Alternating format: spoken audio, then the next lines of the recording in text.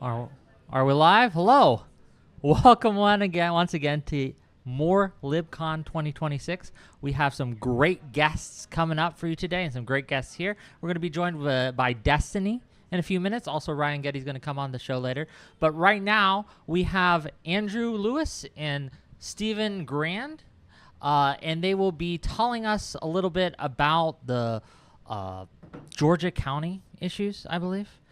So why don't you introduce yourselves, tell people who you are, what you do, why we should listen to you, and we'll get into it. How's that? I'm Steve Grand, and I'm one of the co-founders of First Five Freedoms, which originated in Atlanta, Georgia. Beautiful. Andrew Lewis, the other co-founder of First Five Freedoms in Atlanta, and trying to do our best to meet the moment that we're in. And what moment is that? Did you guys see the Trump announcement speech yesterday where he went over the election fraud claims and things like that? What are your thoughts? There's a lot to be concerned about. The way we structure our system of voting in the United States, it's left up to the locals, so at county level, at state level, and there is a deep concern in Georgia about what could transpire come October early voting, November 3rd, election day, of interference that would undermine the free, fair elections in the state of Georgia. What kind of interference are people expecting, or are they expecting? Like, I think as someone who is not an expert in this field, but who does care a lot about our election integrity, I see statements from the president like this as kind of like a permission structure to put his thumb on the scale in various ways. But I just don't have the expertise to know how. If he was going to do that, what are some of the ways he would likely try to, put his thumb on the scale and rig the election, so to speak? What do you think? I think thumb on the scale is absolutely right, and that's what he was signaling last night. And if you want to read the tea leaves, he has made a series of statements going all the way back to 2020, indicating that he's unhappy having lost as far as we can tell. But he continues to relitigate this thing. He does. And it's clear that he's not going to give up, and that there's real electoral advantage to him this time around in trying to interfere with the votes, our votes in Georgia. What would that look like? Is he simply going to try to purge voter rolls? Is he going to try to federalize the system? What do you think he's going to do? In my mind, there are two different things to take into consideration. There's the concern that Atlanta has, that many communities across the United States have, which would be the idea of federal agents at polling places. Like ICE and things like that? Okay. And preventing people from actually wanting to do their civic duty of voting. And I think that's something that's shared in many communities across the United States. The other one that I think is a little bit more concerning is in late January of this year, we had the 2020 votes of Fulton County, over 550,000 voters, and those votes were taken, and they were not taken simply to sit on. So what does that mean for this upcoming election? What does that potentially mean for the 2028 election, and how are those votes that were taken away from Fulton County, are they going to be utilized in some nefarious manner come October, November, that's going to undermine the over 500,000 voters of Fulton County? There are some who would say this is sort of like doomsaying, that like, Trump talks a lot. He's very flamboyant, and he's very dramatic, and he's an entertainer, and all this is just him being blustery. What really can he do with the votes he has? What would you say to people who aren't taking it seriously yet? Like, how would you convince someone to be like, hey, this is an actual issue, and this is an actual threat to our way of life and our election system? Yes. So imagine what happens if on election day, federal forces in one way or another, whether they intimidate voters or they take ballots, interfere with the lawful conduct of elections, which are supposed to, as Andrew was saying, are supposed to be run by local officials. Yes. They interfere with that in a way that skews the vote in Georgia, to the extent that you come out of it with the Democrats thinking they have won, because if you look at the polls, Yeah. Senator Ossoff is up at about 60% right now. And so say Democrats claim that Ossoff wins, and Republicans claim, based on the stealing of ballots and the interference with the election, they claim that the Republican candidate has won. It then goes to the outgoing Senate, the current Senate, as they leave office, and which has a Republican majority. Okay. And what will happen then is likely, the Republicans will vote the way their president wants them to vote, and will try to install a Republican Senate, a Republican-dominated Senate, even though the people have voted for something quite different. And that, if you think about sort of the threats to our society, that is like one of the most deadly threats, because you can't. This goes back to January 6th and the way that all played out. Imagine if he had been successful at preventing the electors from making Joe Biden president. Imagine if he had claimed that he was president, and that if Mike Pence had actually gone along with the plan and said, Mike Pence had gone we're gonna hold it off a little bit, and toss it to the House, toss it to the Senate to kind of find out which slate of the electors is the correct slate of electors. Yeah, I understand what you're saying. Imagine the chaos that would cause. Imagine the lack of how much we would undermine the legitimacy of our institutions, and that sounds like a highfalutin word, but really the stability of our society.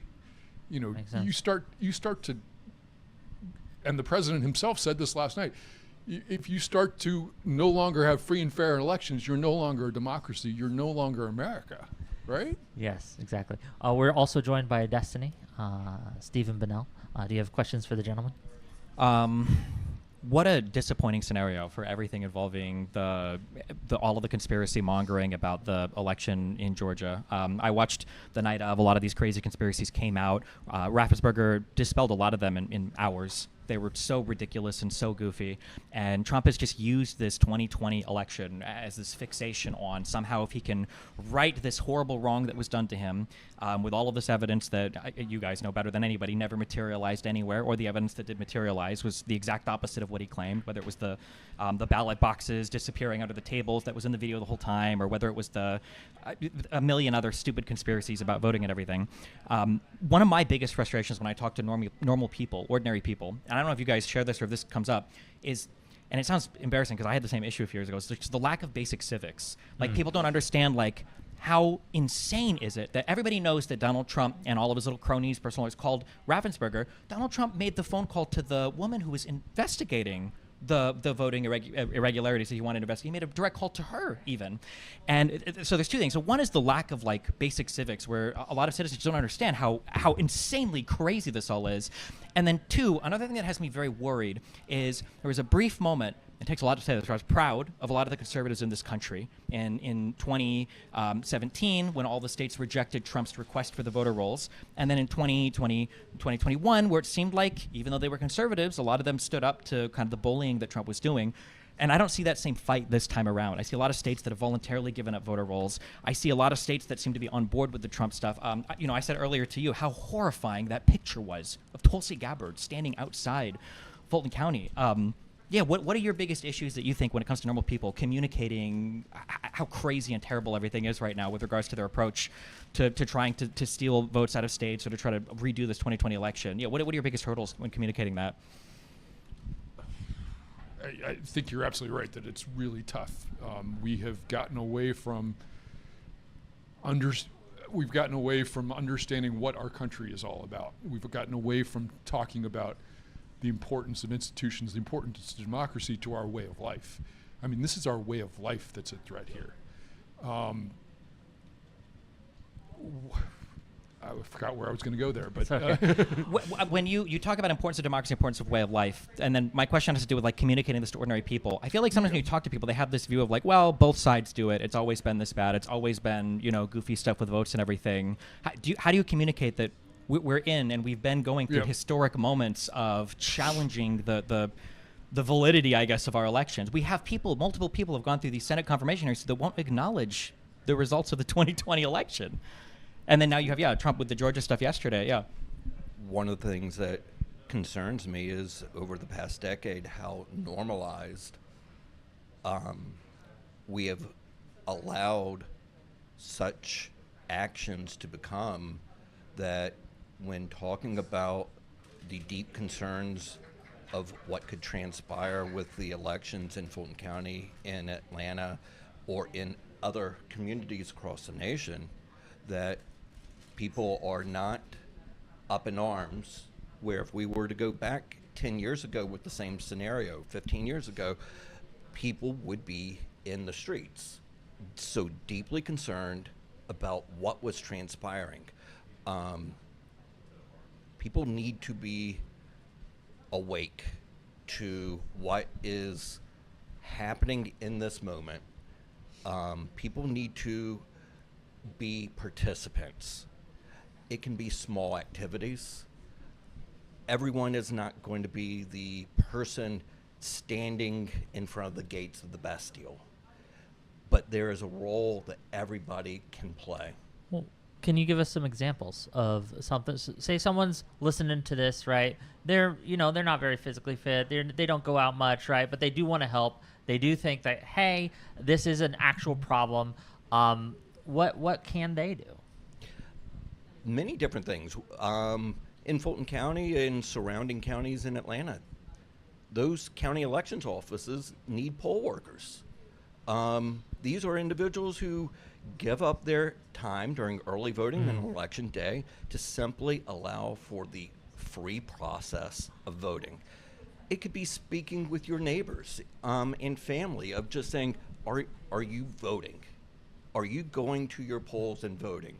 And if you get the answer, well, you know what, it doesn't even matter. No, every voice doing their civic duty of voting, that matters.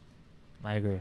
It does not matter. To me, while I have my strong opinions, I want to see people vote. Yes. And I'm not trying to influence them on how to vote, just to do their civic duty of voting. So, worst case scenario, we do have ICE agents at polling places and things like that. What do we do then? Well, for Steve and I, with our organization First Five Freedoms and an initiative that we've rolled out called My Georgia, My Vote, we're actually attempting to put together coalitions within the 4 major counties of Metro Atlanta that are able, if something is going awry at a voting location, if there are concerns because there are agitators at a voting location, that coalition made up of civic leaders and faith leaders and ordinary citizens can go to that location to address what's happening, to lower the temperature, to speak with the agitators, to simply be able to talk about we're all citizens. We all have our individual right to vote freely in an election. So trying to make sure that the process of voting is not undermined. I think that's a great answer. Volunteering and also being ready with people who are leaders in the community to go into these places where there might be ICE agents or there might be some kind of agitators, as you put them, and to be able to calm the temperature. That's great. One of the things I worry about is too many people are on our side are trying to up the temperature, right? Like, oh, voting doesn't matter. They're just going to steal it anyway, right? And that's why I hear this refrain all the time. Like, none of this matters. Trump's just going to steal the election anyway. So we need to do something else. And what that something else means varies from person to person. What would you say to someone like that? Well, one of the things, as we've talked to real election experts, which we're not, but real election experts, is They say vote early. Go and vote early, because most of the shenanigans, if they happen, will happen on election day. And so if you vote early, you're just ensuring you're putting it in the bank. You're putting that vote in the bank, and no one can take it away from you. Also on that, I like to point out, like, what is the other side fighting against? Like, it doesn't make sense when I hear people say things like voting doesn't matter, it's not important, and then you look at all of the investment right now on the other side for trying to get the United States Post Office to not allow mail-in ballots unless the U.S. federal government gets some voter registration, or you see them seizing ballots from multiple places now in the United States to get a hold of voter rolls on the federal government. Like, you say that voting doesn't matter. Some people might say this, in different areas, but, like, very clearly the people in charge, they do feel like it matters. And you can see they change their mind on things depending on the outcome. Like, how long? I remember arguing with so many Republicans before the election that we don't live in a democracy, we live in a constitutional republic. And they would say this because they always lost the popular vote. But as soon as Trump wins the popular vote, well, now he has a popular mandate from the people. And it was the most important election of all time because he won the popular vote. So, yeah, I would say look at what the other side is fighting on. I mean, if they're trying so hard to make it difficult for you to vote, it doesn't make sense that voting wouldn't matter that much, because why would they pour so much investment in trying to prevent you from doing it, Kind of on that topic, one of the concerns that I know Steve and I have shared is right now what we are seeing, many people moving to the extremes on both sides. Yes. And it's cratering that center that allows for, we may disagree, but we are working in unison for the betterment of our nation as a whole. That's important. Understanding that we can be at the same table and be passionately in disagreement of our own policy, but the desperate need to be at the table to together to understand those perspectives, to be able to move the ball forward without continuing this polarization that we're in. From a policy perspective, from a lawmaker perspective, is there anything that the Democrat congressmen, senators, et cetera, should be doing either in the state or local or federal level in order to help ensure election integrity to a further degree, to ensure that Trump can't put his thumb on the scale, so to speak? Is there anything that we can put as like a strengthening a guardrail or anything like that that you can think of or advocate for? One of the areas that I think really needs to be looked at long term, it certainly isn't going to be popping up in the near future, is we really as a nation need to be addressing political gerrymandering. It rewards the most extreme of political candidates, regardless of party, and that is only adding fuel to the fire of the polarization that we have in our nation. Are you worried about the Texas gerrymandering and the other gerrymanderings across the country that might... Whether it is Texas, California, Virginia, I applaud the folks in Indiana who were pushed to do the similar gerrymandering, and they said no. Okay. Yeah, I don't know. I feel like we're in a really dark spot right now. I think one of the challenges, I guess, when communicating, I don't have this challenge because I'm unashamedly, I don't know how to say partisan, but obviously I'm a supporter of the Democratic Party right now. One of the issues I have is on the right, there's a lot of what I would consider to be non-starters for conversations right now, to where we talk about sharing a table, but it's hard to share a table when you have, like, the President of the United States should never be tweeting out that members of Congress should be executed. That is beyond insane. That there's no room for that anywhere in our political system. The fact that we are... I hate, you read through history and it's like, well, how did these people allow, this crazy leader to come into power, and how did these people allow this to happen? And then I see we're at a stage right now in American politics where we have now had multiple political assassinations, which maybe I'm naive, but before or after the 60s, I haven't really heard of this being commonplace in U.S. politics. We don't even acknowledge some of these, right? Everybody says, well, who's being killed on the left or whatever? You had Minnesota lawmakers that were assassinated by a guy who was planning to drive to more places. You had the attacks of Paul Pelosi's husband. You've had the killing of Charlie Kirk. And every single time this stuff is happening, you see every Democratic leader, lawmaker, larger figures will usually come out in unison and say, this is unacceptable. We can't have this anymore. It's not okay. And then I remember Donald Trump going on to Fox and Friends after Charlie Kirk was killed, saying that when the people on the left engage in violence, it's just crazy and unjustified. But the people on the right do it in response to the people on the left, and I understand them. And it's just an insane, unacceptable statement from the president, who can never call on everybody to calm down, especially as somebody that goes out and gives these speeches. Yeah. Do you feel like there's a special challenge in trying to communicate to people when it feels like these issues are so partisanly driven? We talk about gerrymandering, for instance. There's one side that's holding up gerrymandering in the United States. We shouldn't be under any illusion to that. But then you don't want to come off as being like overly partisan, I guess. How do you approach any of these conversations? It's challenging, yeah. Let me just give you some hopeful news. Please. We are a part of this First Five Freedoms effort. The two of us, Andrew in particular, have probably had conversations with 150 faith leaders and civic leaders in Georgia, mostly faith leaders, but also some civic leaders. He's probably had 150 conversations. I've tagged along for maybe 75 of those. And you have these conversations, and they're all one-on-one or two-on-one if I'm with them. And they all start out with, just some really dark conversations about what's happening now. But then, the second part of the conversation is always about the kind of America that people want. And again, these are in most cases clergy who are both on the left and on the right and in the middle, and they all, to a person, want to get beyond the culture wars. They want this polarization to stop. They want stability in the country. They want an end to all this partisan bickering. They want the parties to get serious. And on and on and on. And as you sort of put them all together, there's a clear program for where the next political leader, the next American president could go. There is, and we heard some of this at Libcon this morning, there is some clear things that everyone is hungering for. And I think we need to look there for the future. One thing that comes to my mind, and I realize it is such a small little symbol, but every time I see former President Bush and Michelle Obama in the same room, the hug, the kiss on the cheek, does anybody think that they share a lot of policy together? Probably not.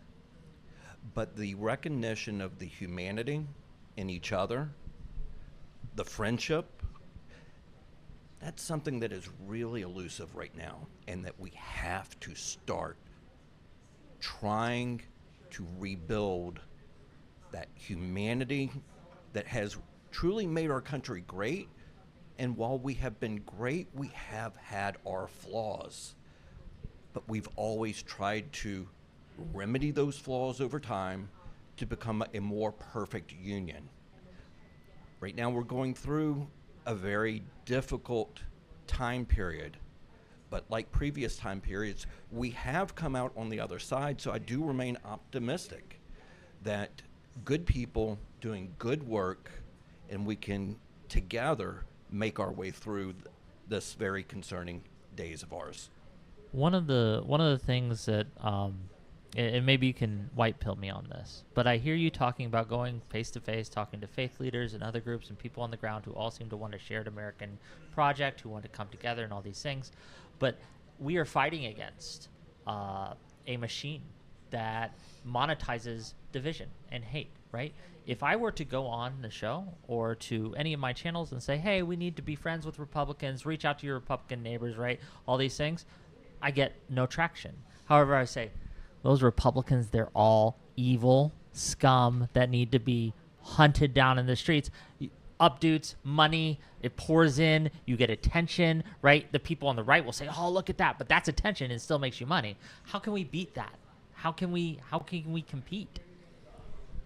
I think it begins with the humanity that Andrew talked about. Sure.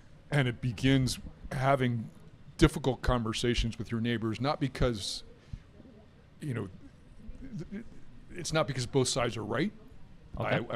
I would argue strongly against that, but because we all have a common humanity and we share that, and we need to build on that. We need to understand the people who are on the other side, and we need to the only way they're ever going to change their mind is through conversations, and the only way we're ever going to get political power is getting beyond sort of the small cuts of minor difference, the ideology of small differences, and come together as a force that wants to protect what's great in America, our democracy and our values and our rights. Can you speak more specifically to the project that you guys are working on? You mentioned you're talking to a lot of faith leaders in Georgia. You mentioned putting together a coalition for stuff related to polling places and voting. Is that the primary focus of your project? Is like voting day stuff, or what all are you guys working on? Well, the initiative of My Georgia, My Vote has come out of the larger organization, First Five Freedoms. First Five Freedoms, looking at the First Amendment and the five rights within the First Amendment. And the idea is it is the common table by which all Americans should be able to come together in support. So with First Five Freedoms, it is to celebrate and protect our First Amendment rights. Based. It is to condemn extremist political rhetoric and Based. political violence. And it is to promote the idea of civility is the way that we are going to move forward in our nation that will better all of us. The continuous polarization is not an outcome that's going to be beneficial to any of us.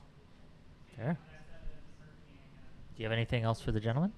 No, I think we're almost at the end of our time. Are there any other thoughts or questions or ideas you guys want to bring up? Or I think one thing I'm going to reiterate. One, everybody has a role. Everybody can pick their own lane. Find what is meaningful and find a way to engage in this moment. And two, I think it's important for citizens, if you are concerned about what it could mean to go to a polling place this year, vote early. Vote early. If people want to help with your project or get involved, how can they do so? And go to our website, first5freedoms.com. First5freedoms.com. .org. .org. Okay. Or .com. Misinformation. .org, gang. .org. They both work. Thank you both for being here. We really appreciate you, and I wish you well in your advocacy. And I think it is really important that we come Thank you all together. for y'all's No time. problem. Thanks Thank you for so what much. you do. Thanks. cool. Yeah, I think we're good. I think we're good with that. Yeah, just if you want to set your mics down on the chairs, we'll take care of it. I think we're still live. But yeah, just we're gonna get the next guest. Sorry to, I don't mean to shuffle you guys out, right? But no, thank you again. It was nice to meet you. Yes. Oh yeah, excellent. Yeah, I understand why. We gotcha. Okay. Okay. Hopefully you guys are enjoying it so far. Okay. Yeah, tell them, Wick. Hell yeah. Maybe I should be in front of the camera for my stream so that they know who I am. Maybe. But yes, we are going to be doing these interviews as we go. We're going to have various guests on, and we're going to be talking about various things. Hopefully, if you guys have questions, we can get to those as well. But it should be good. We've got some great speakers at this conference so far. I've enjoyed it. I enjoyed yesterday's panels quite a bit, and I'm excited to hear from more people as we go, right? So here it is. Here it is, right? I'm just kind of killing time. Hopefully, it's streaming to my channel now. We had some earlier issues. But you know what? We're going to get it done. We're going to get it done. Okay. Yeah, so who do we got coming up next? Not sure yet. Yeah, we're not sure yet. We're going to... Oh, Bill Crystal's coming on next. We got Bill Crystal, so stay tuned for that, ladies and gentlemen. Stay tuned for that. Yeah, I'm going to switch to here. Yeah, we can. Yeah. Well, that's what I just put stop recording because she said don't pull up this guy's hard drive. Why? Just in case it like the screen cuts off, you still have a video. Okay. Yeah. Let's Okay. record it. It's fine.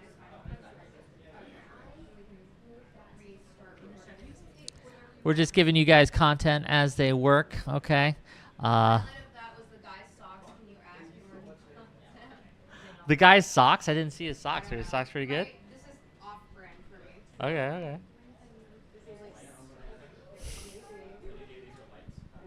But yeah, Stardust. Why don't you? Oh, you're not. No one's ready right now. I guess it's just me. But yeah, we got some great conversations coming up. Okay. Okay, so then we can just keep it. Yes. Let it do its thing.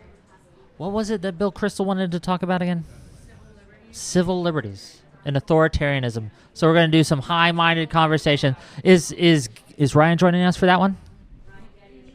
And we will be joined by Ryan Geddie. So we'll have Destiny, Ryan Geddie, Wick. We're going to have Bill Crystal. We're going to talk about authoritarianism, civil liberties, how it relates to liberalism. It's going to be great. And how we can maybe combat some of the growing illiberalism in the country. How you doing, Stardust? I'm doing great. How are you Yeah, doing? you enjoying Libcon? I am. Okay. I am.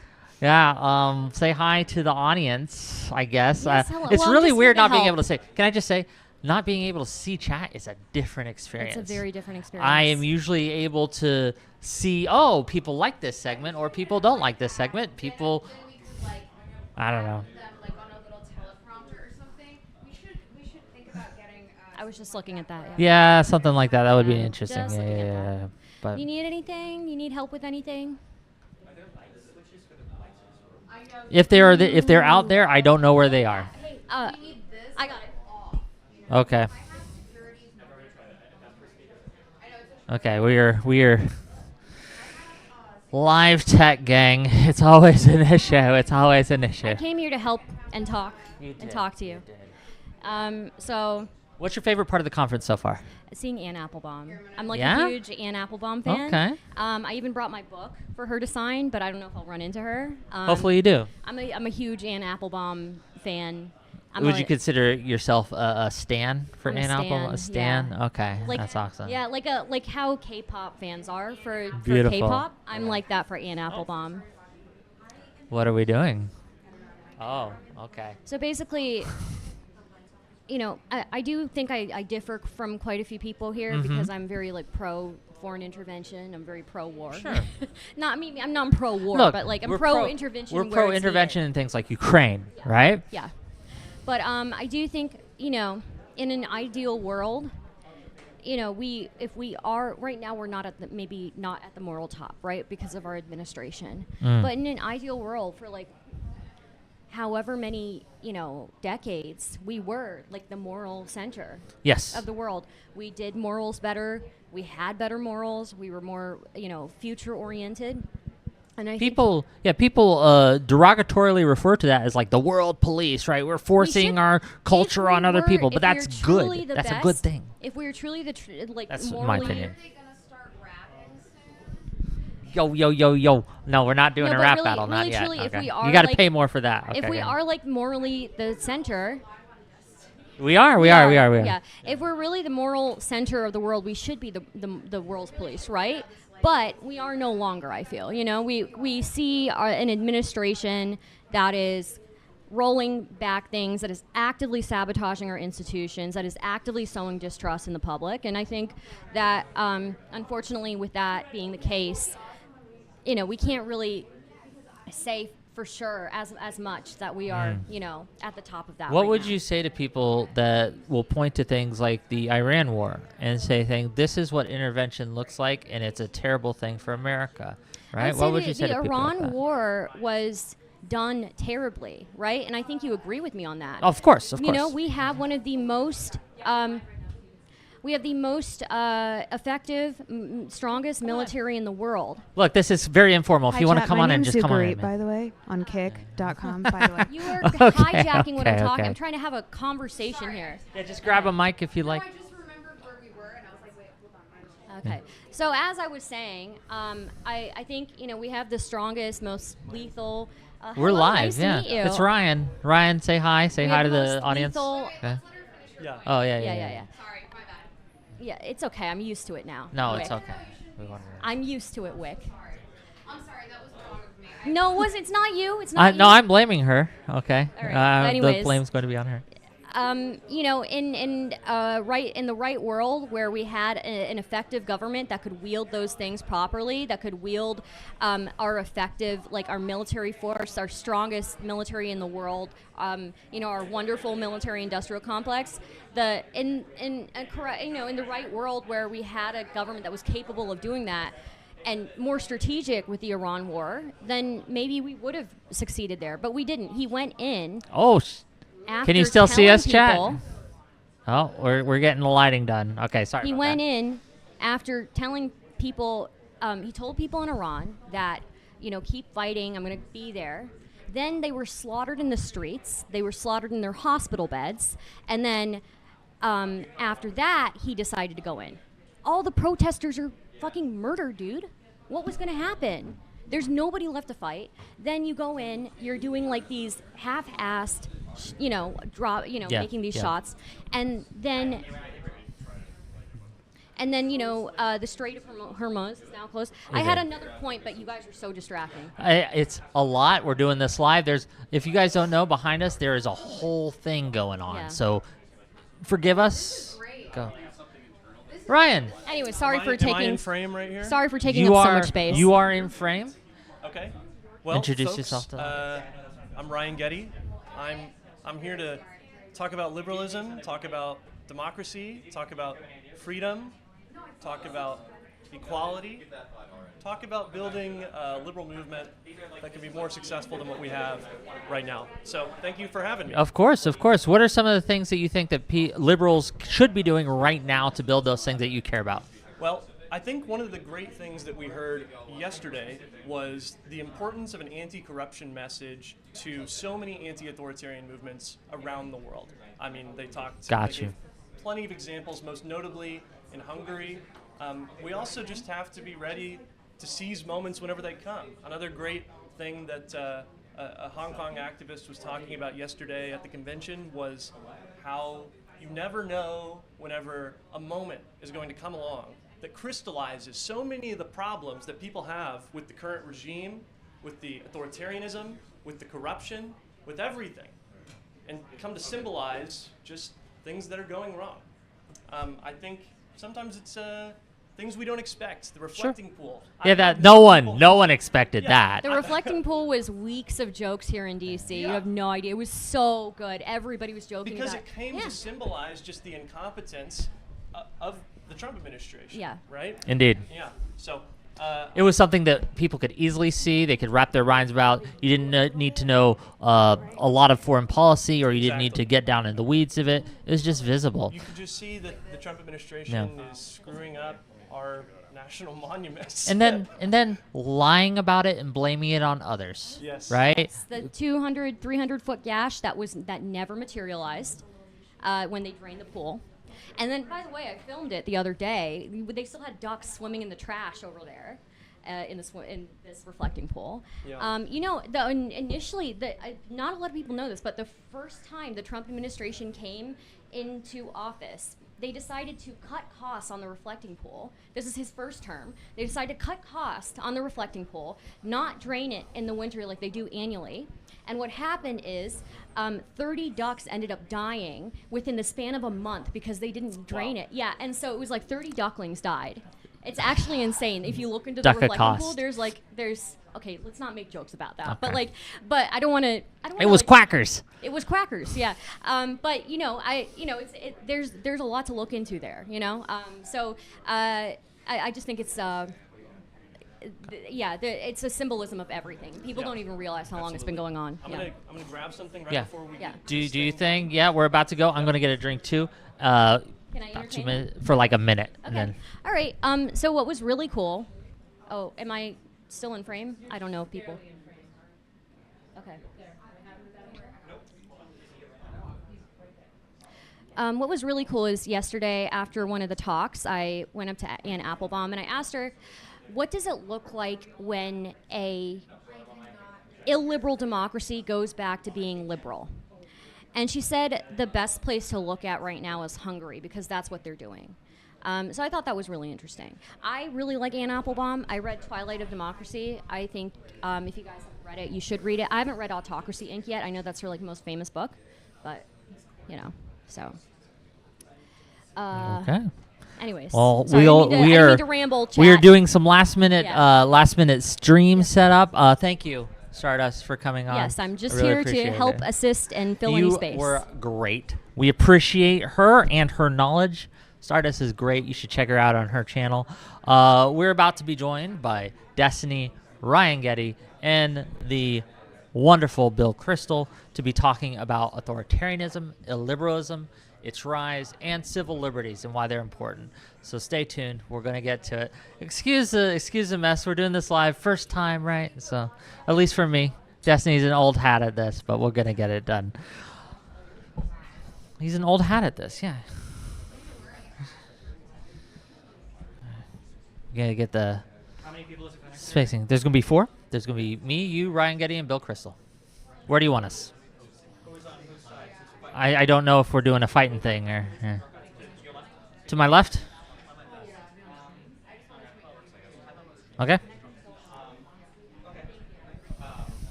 you and me? We're all on the same side here, right? Yeah, I think I don't know if this is going to be a fight. So. Yeah. Yeah. I'll be here, and then you here, and then Geddie and then Bill. So, you, me, Geddie, Crystal. Okay. You guys ready? Let's do it.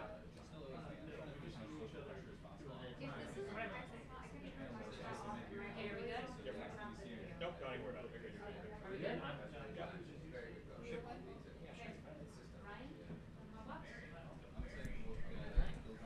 Let's have Bill be in the center there. Okay, Bill's going to be in the center. Fair enough. Yeah, he should be in the center. Okay. Ryan be in one of the outer chairs. whichever one you'd like. Okay, I'll switch with Destiny. That's fine.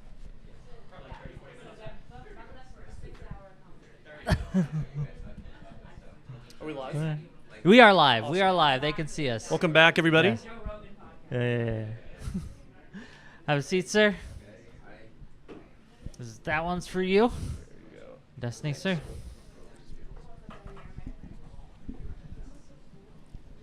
Okay. Well, welcome again to the next segment of Libcon 2026. We are joined by Ryan Geddie, Bill Crystal, and Destiny. Why don't you introduce yourself, Bill Crystal? Tell people, for anyone who doesn't know, who you are, what you do, why we should listen to you. Go ahead. Oh, I don't know why. I'll let people make up their own mind if they want to listen Fair. to me, but I feel like I should have a one name, like Pele, Destiny, and stuff. It's much cooler than just the normal, Sure. first name, last Yeah, name yeah, thing. yeah. That was very clever of you to do that. Or you just have one name. Your parents said we're abandoning last names, we're just giving you a single name. So my background is in professional video games. So in my professional video game day, I went by Destiny. I prefer the Steven name in the real world, but Okay. it's kind of confusing, but Okay, it no. works for branding online, I guess. No, yeah. it's good. It's Yeah. excellent. Yeah. It's okay. I'll call you Steven. What did I do? I was a professor. I came to Washington 40 years ago, worked in the Reagan administration second term, and then was chief of staff of the vice president in the first Bush White House. Started the Weekly Standard, a conservative magazine, in 1995. That lasted till 2018 when it was closed down by our owner because we were anti-Trump, and was still more or less conservative. Okay. And then a few of us started the Bulwark, which with Sarah Longwell and Tim Miller and many other I've heard of it, yeah. famous people you've heard of, younger people, not as young as you guys, but on the young by my standards, and that's been great. Honestly, they've done the bulk of the work, so I give them a huge amount of credit for that. And I was never Trump from the beginning in 2015, and still am. So what would you say is currently in America the state of our civil liberties? I'd say not good. Well, under threat. This Under is threat. We have enough institutional weight here that it's not so and political balance still, and federalism. So there are states and traditions that are a little harder to just run roughshod over than maybe in Argentina or something 30, 40 years ago. So and Trump lost in 2020, so there was a 4-year interregnum. So all of that means, I think, that the progress of authoritarianism in some ways has been less bad, less dire than some of us thought it might be. On the other hand, it's pretty bad and pretty dire, and in a way, because it hasn't, in some ways, come through as much as it might have, I think people are now a little too complacent about it. And Okay, So, so because and it- some of the stuff that's happening is that sounds stupid every time one sounds stupid, one says, "Oh, this is shocking! I can't believe this is happening." And I, in fact, try not to say that because I think the formulation is actually very is misleading. We need not to be surprised it's happening. But having said that, what ICE is doing on the streets of America, it's really unbelievable, and should not be normalized, or we shouldn't just focus on, gee, there are a few abuses here, but most of them are, I mean, the whole thing is a disgrace. Can I ask, as a never Trump Republican, you're in an awkward scenario to where I imagine you don't consider yourself Democrat aligned on a lot of. No, I'm sort of an extra. I am an ex-Republican. Pete Buttigieg said years ago, that he said he wanted the support of liberals and progressives. He had this whole shtick of vegetarians, and I want the support of future former Republicans. This was in 2019. Gotcha. I'm very much in the future former. So now the future's happened, and I'm a former Republican. And I've rethought some issues, so I am a little. And I think of myself as a kind of mainstream liberal these days. Honestly. This is a question that all the Bulwark people get, and they all have the exact same answer. Well, yeah. I guess. Yeah. I think a lot of us have had very similar. Yeah. We have different, variations. We try to think for ourselves, but look, you'd have to be an idiot not to see that if 80%, 90% of the conservative movement has signed on for Trump, more or less. I mean, some enthusiastically, some just acquiescing. Yeah. You'd have to be an idiot to say, well, gee, this movement that I was kind of part of, though I had my issues with it, but still, that I was part of, didn't have more problems than I realized. I mean, you have to kind of. I think it's foolish to pretend everything I thought was correct, and I don't have to rethink anything, even though Trump has emerged from this movement and in this party that I was associated with. My question, I guess, is no, you're good. You're good. It's good to hear.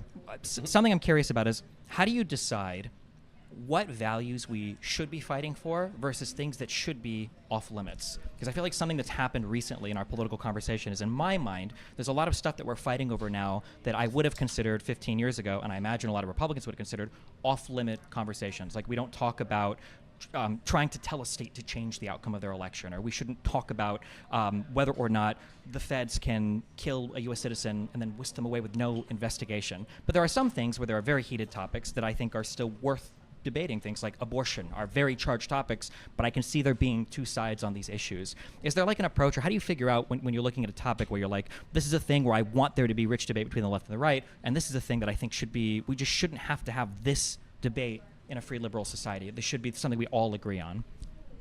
Yeah, I mean, since we don't all agree on it, I think in a way it's easier to decide because it's not an abstract. I don't have to go look at a matrix of 10 things. You have to see what the authoritarians are doing. And then say, look, are they defensible? It's not every conceivable thing the Trump administration does. Some of them are just policy disputes, tariffs, let's say, or something. And so they can do damage to the country, incidentally, even if they're sort of within the boundaries of acceptable and non-simply authoritarian policies. But it's not quite the same as you say, whisking people, citizens or non-citizens actually, off the streets of our cities and God knows killing them, and then covering it up, and then having a whole part of the federal government enthusiastic about the killing and the cover-up. I guess I have a pretty simple answer, which is, look, the founder, for 250 years, people have thought a lot about what are the core issues core features of a liberal society. Democracy, respecting election returns, civil and political liberties, the rule of law, free press, freedom of association. I would say here maybe it's more of on the liberal side of things, old-fashioned liberal side of things, a pretty robust private sector and civil society that isn't simply at the mercy of government. So things that intrude on that are more important and more dangerous, I would say, than even foolish policies. Trump's foreign policy, I think, is very bad, and really we could pay a huge price for it. But at the end of the day, a lot of that is still in the realm of policy. I mean, you don't have to be a strong member of NATO to be a good, to be a liberal Democrat and a strong defender of American principles. You can make a practical argument for how damaging it might be to get rid of it and all that. But I'd say the core liberal democracy issues. Earlier, you sort of mentioned the civic Republican spirit of the American populace being one of the bulwarks that's holding the current administration back from pursuing some of their more authoritarian stuff. I wonder, we think about things like no kings here. Do you think that comes from just a long history of liberal democracy, or are there things that we do in this country that help people learn these principles, and how can we do more of them, if so? No, it's a good question. I'm not I'm not sure I have a very good answer for it. I was struck when I was in Minneapolis right after the killings of Renee Good and Alex Preddy that they said there, the people who were so active, and it was remarkable, the civic mobilization there, and 70-year-old people my age getting up at 6 in the morning to go to schools to help to meet the immigrant moms who were bringing their 6-year-old to first grade or something, but to meet the family 5 blocks from the school because if they went to the school, Yeah. the mom could be or dad could be arrested, and so these people were walking strangers, obviously, little kids, to school and then bringing them. Anyway, it was really impressive, and the people in Minneapolis were sort of, well, we're special. We have such a tradition, which they do, of liberal civic organization. Some of it church-related, a lot of it political, a lot of it going back to the original civil rights movement and Hubert Humphrey and people like that. A lot of it activated by the killing of George Floyd in 2020. So, I mean, I sort of resisted when they said they were special because I wanted to believe that this could happen everywhere in the country. And I think it can to some degree, but it probably does help to have that tradition. It also helps to have, I found, just answering somewhat, going one thing to another, I found in working with my new liberal friends and friends on the left that actually the groups that have the best sense of how to fight, of the need to fight, and in a sense, what to fight in the Trump administration are often more progressive, more left-wing groups who have traditionally represented unpopular people, unpopular positions, civil liberties for people for causes that weren't popular, the ACLU, let's say, civil rights groups. Civil rights groups are not surprised that the government can be in alliance with thugs outside government, and that the government could lie, and the government could actually want to persecute people. Yes. I say my liberal friends who served in the Justice Department for 20 years and are wonderful people and really good, did a good job for this country when they were there under Obama or Biden or under Bush. Obviously, many of them were career people. They sort of still, some of them want to think, this can't be happening here, and the government can't really be doing this. And there must be something wrong because how can they be bringing all these suits? It's like a couple of wackos Trump has put in there, and there must be rebellions underneath. There are some rebellions underneath, but not as much as, in a way, as I say, having the experience of a really lawless and authoritarian regime, maybe at the state level, in the case of obviously a lot of minorities and the blacks in the South, but honestly, with immigrants who've come from backgrounds where this was more, more the case, they're more attuned to how bad this threat is and how it can start off in a somewhat gradual way and get worse. I mean, but basically, just on the public, look, it's very important that Trump is at 40%. What would our situation be if Trump's popularity was 60%? Much more dire. Much more dire. He got elected with 49.8, 50, so 53%. Even if you were sort of, it would be much more dire. And that's not an incredible counterfactual, right? I mean, it could be. I mean, luckily he's screwed up in various ways, but luckily I think the economy isn't terrible, and the war in Iran is idiotic. But it's not like we're in Vietnam or something, right? Or even Iraq. So, I mean, in a way, it's striking to me. I give the public a fair amount of credit. If 10% of Trump voters have deserted Trump, which is basically 10 out of 50, so 20% of Trump voters have deserted Trump more or less.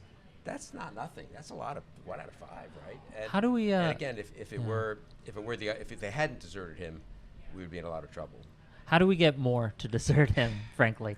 You mentioned the liberal civil servants who've been in, serving in the various agencies for 20 years. They got their traditions. They have a pride in their service. And they are having trouble understanding the scope of what's happening. Yes, What is the best way to communicate to people who think, well, they can't have done that, right? It can't be that bad.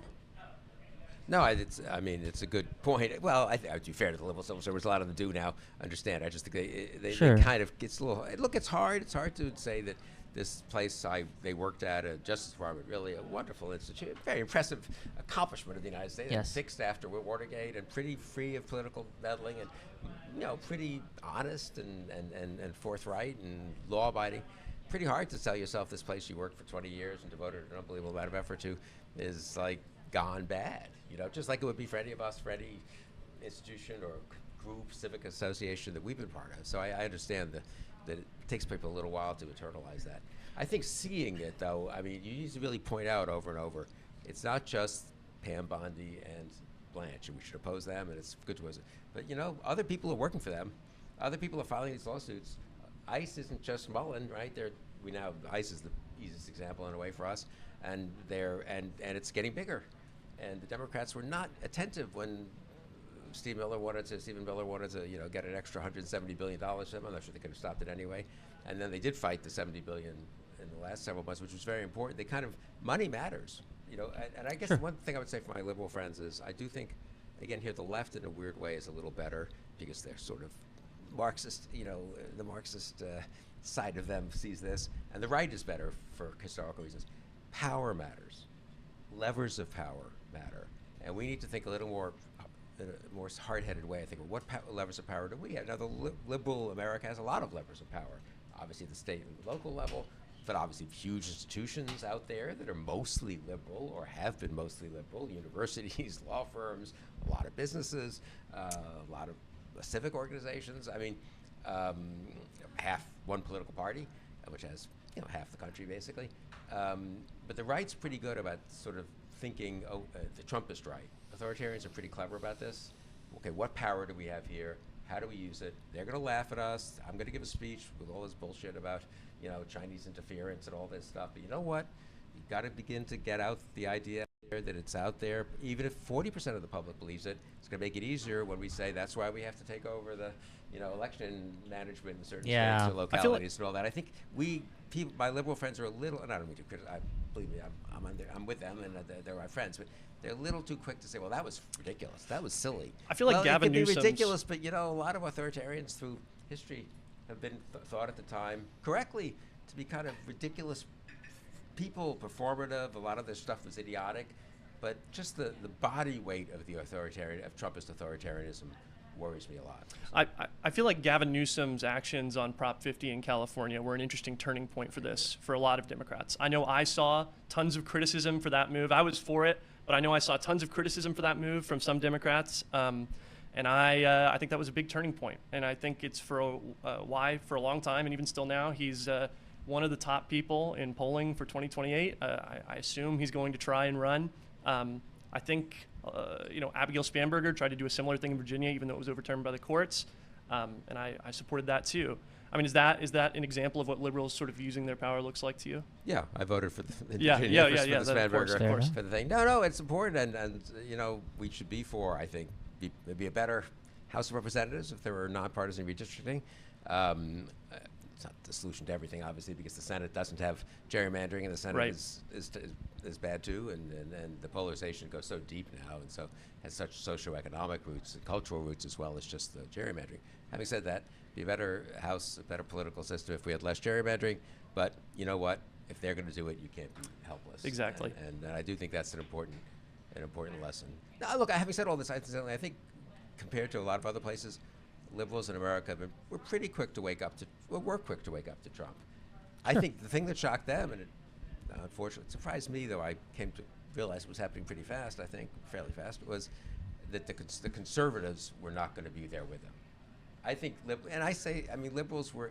It's nice in a way that they had enough regard for, those of us who liked John McCain and had worked in the George H.W. Bush administration, but even people whom they didn't like as much who worked in the George W. Bush administration, and some of us who were warmongers and all. It's nice that they had enough respect for us that they kind of assumed, well, at least these people are for the rule of law and constitutional government and decency and they're not, and rationality and honesty, and they're not going to go down this path.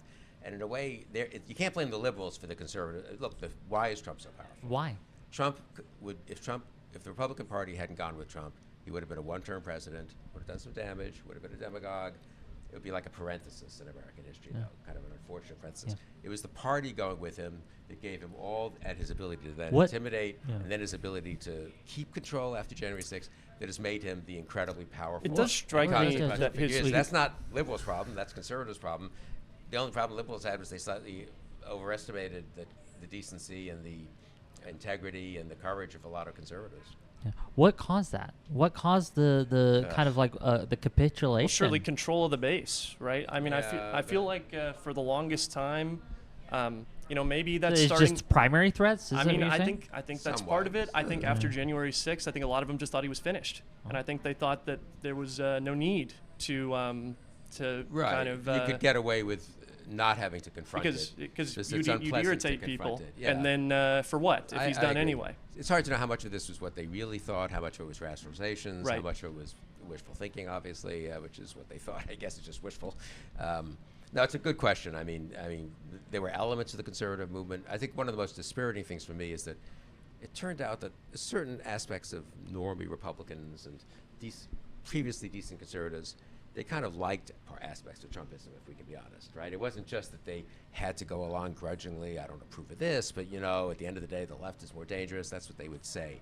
But there was a little bit of also, God, finally they're getting, someone is fighting hard and giving it to those people we've resented for decades. I don't quite sure why there was so much resentment, honestly. It's not like conservative business people or other people in America. A couple of places they did, it was a little they were discriminated against a little in the academy, I suppose, and all this. But it's not like they've been miserable for the last 50 years, right? We're not talking about. It's not like it's one thing if you have an authoritarian movement that comes to power and is representing an ethnic group, let's say in a country. This happens in Europe sometimes, right? That has been put down and really treated horribly, and then they get power, and their instinct is, okay, we're going to pay back.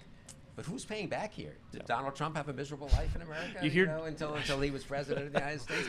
Did all these creeps working for him? I mean, Mark Wade, this is you hear J.D. Vance. This is the populism. Yeah, you hear Vance and the national conservatives talk about. Vance rose in the old America, right, which was open to people who came from from families that didn't have college backgrounds. And they want to pull up the ladder behind them. You get a scholarship at Ohio State. You go to Yale Law School, and there's no recognition that maybe the society. Liberal democracy's been very good for them by and large. The society that allowed you to do this is not so terrible. Now he knows that at some level. Surely he's not an idiot, right? But he's willing to just risk it all and throw it all away for this. For what? I'm not sure.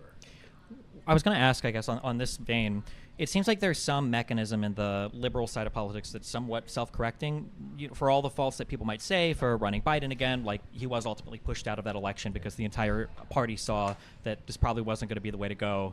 And then Harris came in, and obviously there was that whole fiasco. It feels like on the Republican side, there was this brief window of time after January 6th. I'm thinking of heroic figures, Cheney, Kinzinger, that stepped up, were on that J6 Select Committee.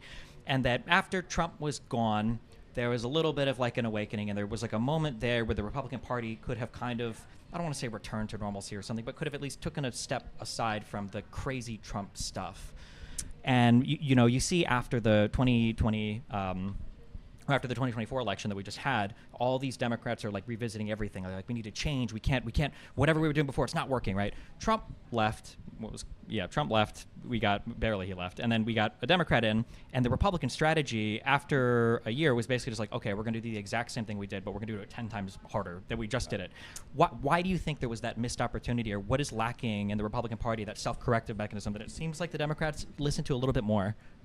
No, I very much agree with that, and I mean, not just Biden, and I was one of those who wanted him not to run again and got grief from the White House and all, but it was obviously shouldn't run. But I mean, look at recently with Plattner or Cuomo in New York, let's say, there's been a certain willingness to say people whom they, in the case of Plattner, a lot of them really kind of were enthusiastic about. In the case of Cuomo, a guy who'd been around forever, had a lot of allies and relationships, as they say, and all. No, I very much agree that liberalism, the flip side of occasional liberal not being tough enough is that there's a kind of decency and a sense that we should try to be the party, the movement that's more humanly decent, I would say. I don't know, the conservative side, I mean, that's a real story. I mean, both the accommodation in the first term, I would go back to that. Well, first of all, not 2016, you get the tape goes out there, and there's a day or two of, oh my God, and then, okay, you know what, he's our nominee. Then 2018, I think it's 2017, there was a sense of, we can constrain him, and they did somewhat. But it was pretty clear by about 2019 that he was going to be not constrained much anymore, and things got more radicalized at the end of the first term. But then he lost. He did ultimately leave office, and people were willing to tell themselves a fairy tale about how he was finished. And I'm for Nikki Haley. I'm for Ron DeSantis. I'm for maybe Jeff Kemp can be reelected in Georgia, and he was really not even Trumpy, and he could possibly win. But the thought when they went after Liz Cheney in 2022 and crushed her, and then Kinzinger leaves. And then by 23, I don't know, it's an interesting thing. I haven't really gone through it as carefully as I should in retrospect. It's too unpleasant. 23, 24, the accommodation to Trump. I mean, think of it. There was, Trump wins the primaries, and everyone supports him. And people who've said, publicly he can't be president again are like, well, I guess like his vice president. I mean, Nikki Haley, I guess did she believe in her heart that it was better for the country to have Donald Trump than Kamala Harris? Or, well, she probably did. I guess she did believe it.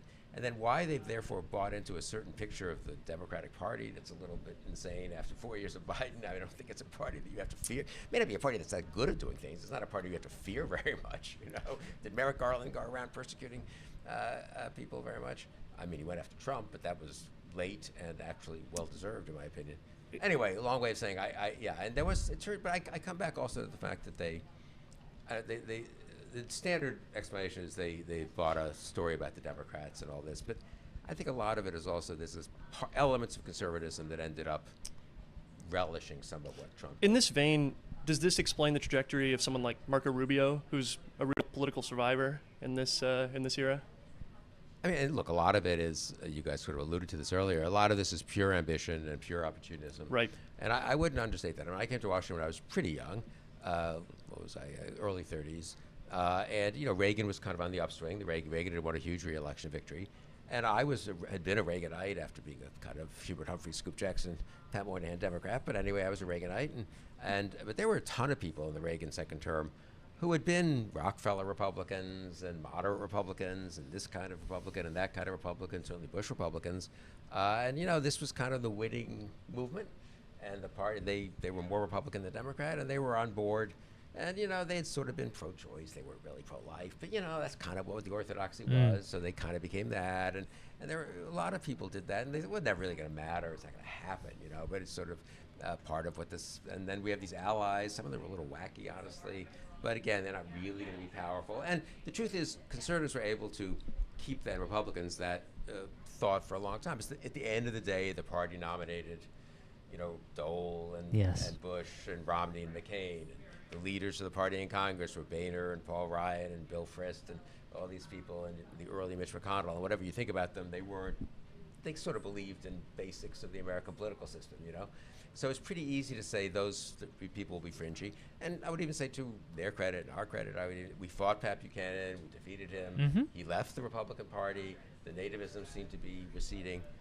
But we underestimated how much of it was there beneath the surface. I'm not sure there was much we could have done about it. I mean, we fought it, but people have their views, and you can't censor, talk radio people you don't like, and just as you shouldn't censor streamers you don't like, So the new the talk stuff, radio. The stuff, the stuff festered beneath. Yeah, you guys are better than that, but I don't know. Sometimes, sometimes the stuff festered beneath the surface and really exploded, and a lot of it was bad luck. I mean, this is a question like, what if Trump doesn't win it? What if he doesn't run? And what if the Republicans nominate a semi-normie Republican in 2015? They'd be more anti-immigration, I guess, than they would have been. But they wouldn't have, I don't know. A lot of this could have stayed at 20 or 30% of the party.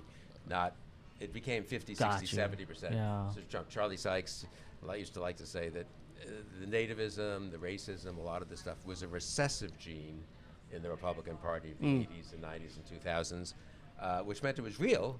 And recessive genes are genes. I mean, they're there. Yes. And they sometimes become non-recessive, whatever the term is in biology, right? And that's sort of what happened.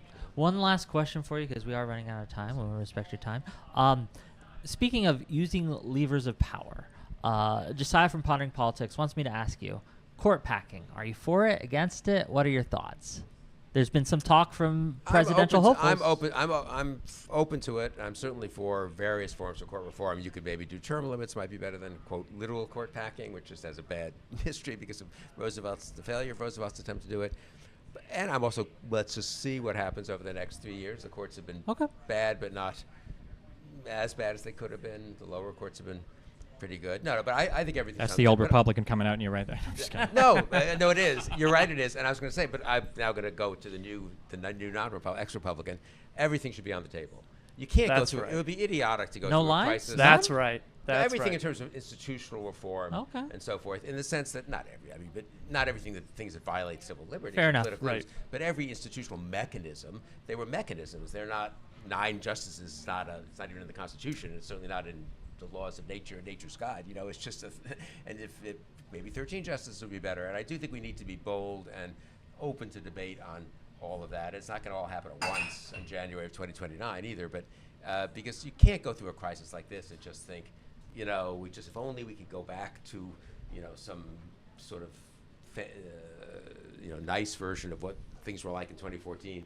It's not going to happen anyway. You need to be forward-looking, and that means being open to pretty radical reforms. On ICE, too? On the reform, I'm a total abolish ICE person. That's right. I mean, That's right. Look, I say this as someone who was in government and who studied a little bit of this stuff when I was back in my political science days. When institutions get corrupted to the degree they do, You got to Just rebuild need the to You gotta start over. eliminate I mean, them, that's yes. just practical. I'm very unhappy about them, and I think it's a symbolic matter. It'd be good to get rid of them. But I just think it's an actual practical matter. If someone made me president in January 29 and said, you know, you got to run an immigration system here. What do you want? I wouldn't say, well, let's look at the current ICE and see how we can tweak it. You know, I would say, fine, okay, we'll figure out how to do a better job, and we'll figure out to build a new immigration authority. Sounds That's good. right. Anything else from anyone else before he has to head out? No. Maybe any- just a brief, I guess, a quick question. How do you decide as somebody starting a new media thing, somebody who used to be Republican, how do you decide when it's time to leave versus when you want to stay and reform? Like, at what point are you like, I don't want to be a part of this movement anymore. I'm going to do my own thing on the outside versus I'm going to remain here because I want to be like a guiding light in this movement. I mean, I just thought Trump was intolerable and unacceptable and unsupportable by me. I didn't think when I was Never Trump in late 2015 and 16 that meant necessarily that I wouldn't be voting for Republicans, you know, 2 years later. But then he took over the party, and the party accommodated to him. And in 2018, I was in my congressional district. I think this will answer your question. In Northern Virginia, we had a good Republican member of Congress, Barbara Comstock, who was never anti-Trump and voted against some of the Trump stuff on the Hill. But still, she was a Republican. She was going to vote for Kevin McCarthy for Speaker. I guess it would have been McCarthy at that point, right? Paul Ryan was stepping aside, or vote for the Republican for Speaker. And I just thought Democrats need to win the House to limit the damage Trump could do in his last 2 years. And I had a difficult conversation with her where I said, she asked me for contribution, and I said, no, I'm going to vote for your opponent, who was a nice person, kind of ordinary Democrat, you might say, because it's just important that Democrats win the House. And I think that was kind of, for me, not that one thing mattered, but that year of like 2018-ish was the moment where you start to realize this is not just I'm against this one individual or against MAGA.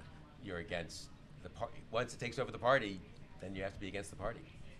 Well, thank you for spending time with us today. Bill Crystal, pleasure. everyone. Thank you very much for joining us. Thank you, Appreciate guys. Thank you so much.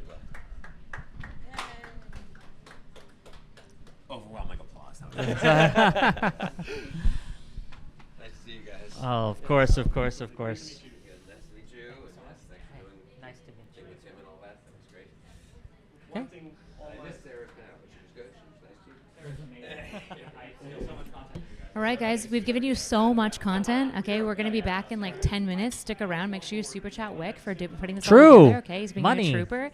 And, you know, there'll be some more content coming out soon after this. Excellent. Yeah, I'm going to, if anyone wants to come up and entertain the stream for a minute, I got to do a couple things. Oh, yeah. Beautiful. Excellent. This is what we like to see. We love that support. Give me money. Give me money, okay? Hit that like button, too.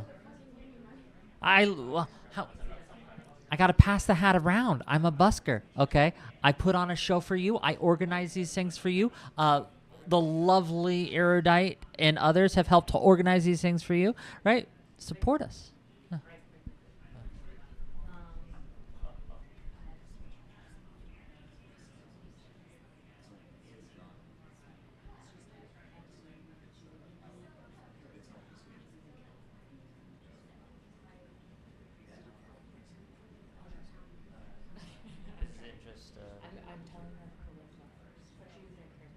Yeah. Yeah, sure. Look, you bring someone on, we'll make content. Okay. Great. Excellent. We're going to try to get over your video text out when we have it. Okay. So you have like 30 minutes to chill for non-crowd or something like that. Okay. We can do something, right? We can do something. But give me a second. I gotta get a drink and do a couple things. Alice, why don't you come up and say hi to my audience? Tell them all about the things that you got going on. Some of the things that we can do as liberals to kind of connect and organize better. Go ahead. 2 panels I've been on, 2 conversations, last night and today. I brought the gear. That's my camera. No one asked me why I'm a liberal. So I have some draft tweets, but I'm just going to ramble about it live here instead. It's my stream now. I've taken over. And I have a way different, more cynical answer than everyone else who's been asked, and no faction is going to like it. I am a liberal, and this is the truth of all of you too, because of information exposure. I have a background in media design. We are not as ideological as we would like to think. You can ask anyone with a background deep into like political science or philosophy, and if they're honest with themselves, they'll come to the realization, which is psychologically, developmentally true, that we tend to look for, after the fact, rationalizations for things we tend to already believe, things we pick up developmentally, early on, through our experiences firsthand. And then formal ideologies and philosophies give us a lot of language and structure to put words to those kinds of things we already happen to believe. This is why like a lot of debates about philosophy or whatever don't really seem to work. And a lot of us are really just ideology shopping. Why I'm a liberal is because I paid attention, and it's probably why you are too. Liberalism is responsible for most good existent things in our society, no matter what your society is, because liberalism is inherently pro-social and sustainable in a way other ideologies are not. Liberalism really comes down to, if you read theory, sort of one just core premise, and then the base structure of rules around that you need, that extrapolates out into a whole system of law and society. Egalitarianism. What people seem to forget, especially leftists these days, is they take credit for all of the accomplishments of liberalism. The Enlightenment really did change the world, and it started with that idea of rejecting monarchy. Like, what if we were actually equal? What if people are not born more special than others, or more divine than others, or more important than others? What if people are just people? Therefore, you can start to draw some conclusions. Any rules we have, any structure we have, is just a matter of consent and like contracts drawn out from that. Like we all lend our power to that. We make some deal that benefits us. And then, because we're all just people, and we could really just be anyone else, we are interchangeable, we're not fundamentally different, we should probably then, at a systematic level, draw some Kantian categorical imperative philosophy ideas. The golden rule, treat others how you want to be treated. And really, we're just using laws where they make sense to optimize for our individual opportunity. Freedom is a bit of a misnomer because the right says freedom a lot, but they mean hegemony by it, which is fundamentally illiberal. So if we're just assuming all people are kind of equal and you're maximizing for the opportunity of any individual person, you're going to have better odds on average. You're going to have more stuff on average, more pro-social stuff on average. Sorry, I have a chronic lung disease. It's genetic. I'm not sick. But yeah. So liberalism just tends to work. It's like acting in the interest of everyone and not just yourself, which tends to just be more sustainable and create more proof that liberalism works. I don't have chat up. I don't have any way to interact with chat. I hope I'm making sense. And so like, if you paid attention in school in history class and you passed, if you went to college, you understand like how and why liberalism is responsible for a lot of these things. But yeah, go back to Mills. People always talk about like Mills on liberty. A lot of the people here today you've seen, this is why you can't take this event seriously as representative of the left as a whole. This is just a left group. Disproportionately educated, disproportionately probably high earning, disproportionately white, and a lot of people disproportionately male. And a lot of men like to take credit for like these ideologies as like, oh, I made this big important decision, it was me. When that's really just not the case. Mill specifically wrote another piece with his partner at the time. Sort of a mistress, like they were kind of best friends, they had a complicated thing going on. I believe it's called On the Liberation of Women, which is brilliant. It's a sequel to something she herself wrote alone, and this is what they wrote together. And you can see in liberalism's cradle, as it was sort of formalizing itself and developing, it was this excitement, which would seem very left-wing, very progressive now, and we need to reconnect those roots. The excitement that people are just people, and there are no meaningful differences until proven otherwise. Like, women are people who have equal capabilities. That was a new revolutionary idea at the time. It was unpopular at the time, but it was right. It was true. I'm sorry, I forget the name of Mary Wollstonecraft's book. She's considered the first feminist. Her first feminist work was not popular at the time. It was not well received at all. And you might not have even heard of it. However, you have heard of the real big win, which was by her daughter, Mary Shelley, who wrote Frankenstein, one of the first horror novels, which is all about acceptance of people different than you. We're doing something else? Gang. Well, no, you're going to stay here if you like. Sure. You don't have to. getting woke with just chat. well, cool. We can do that. How's it going? I'm gonna sit Oh, down. yeah, come sit. This works. If you'd like. I assume, I think I it's assume working. it's attached to yeah, the digital it's thing. live. For a second, just get my phone so I can look at chat. Oh, take your time. Take your time. This is Hunter Kozak. Hey. I make TikToks. I make YouTube videos. I'm probably more famous for other reasons. A few other reasons. Counting or not counting incidences in Utah, I don't know. But regardless, he's with us today to talk to us, and we are excited to have him. What's up, Kyla? 5 minutes? Got you. Okay, Might is have Destiny who? joining us for Colonel? Okay, great. Go I do would- that. Okay. Okay, so we might be... No. Yeah, take your time. Okay, well, I guess in about 5 minutes we're going to have Colonel. But in the meantime, Who's do you guys... Colonel? Well, I don't know who that is. are you guys interested in NATO and foreign policy, things like that? Absolutely. Do you want to back me up? I'm a big NATO fan. Assuming we can, right? Yes, and Sure. Ukraine. And foreign intervention when it's acceptable, when it's not acceptable, when we should do it, when we can't do it, all these things. We have a NATO colonel coming in. We're going to talk to him and the importance of NATO and staying in NATO and these things. I'm hoping that that's the case, right? This is a thing. They tell me we might have this person, and yeah.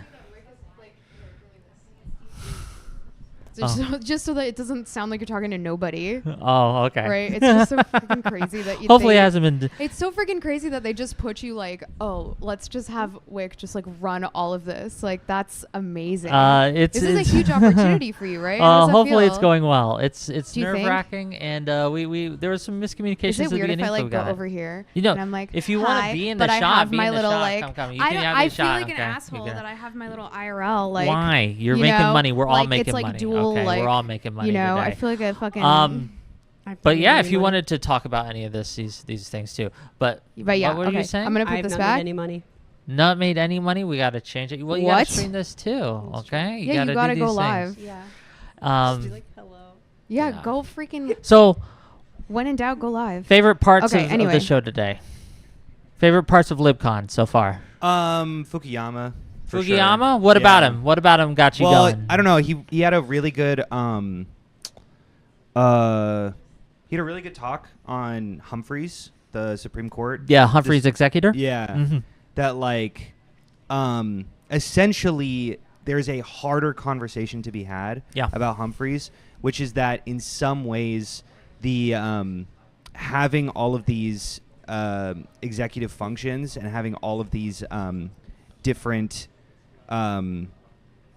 organizations is sometimes stifling, and not having the president essentially be able to be over them can sometimes, like, they are sometimes pushed away from democracy. Now, obviously, maybe, having Trump in charge of these is probably Probably not wise. yeah, but there's a harder conversation to be had, right? Like that, like it's Sure. not necessarily just like a simple yes or no about whether or not that should have happened. And there's a more balance about like how much red tape should exist within these I gotcha. districts. I understand. No, that's it. Though I saw that panel. I thought it was very interesting. I liked the one of the other gentlemen whose name escapes me.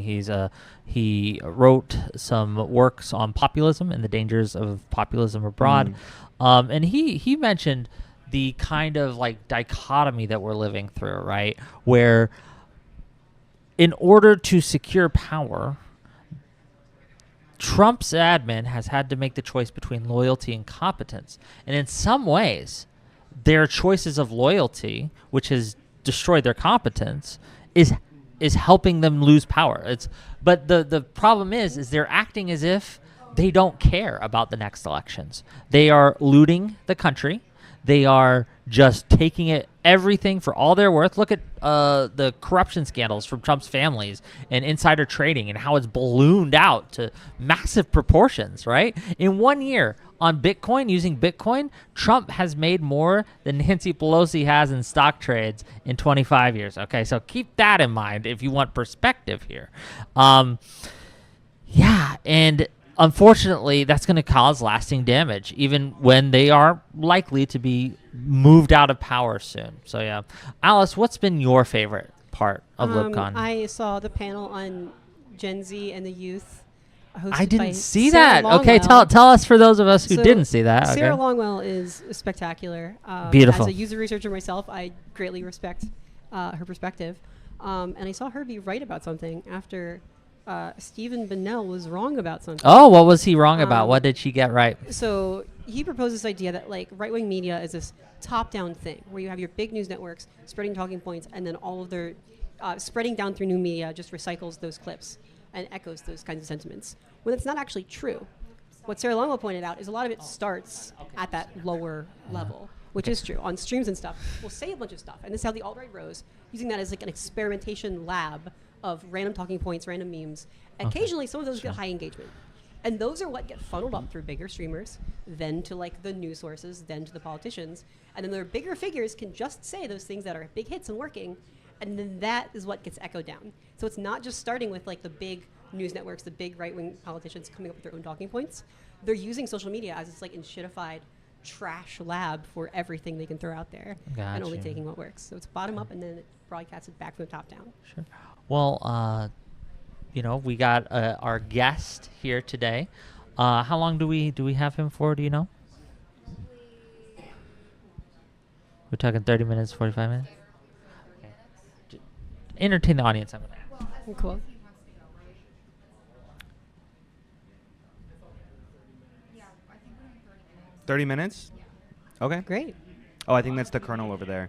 Yeah, but we're going to be talking about NATO. Do you have, I don't know. I mean, I have very strong feelings about NATO. I've got my little NATO pin here.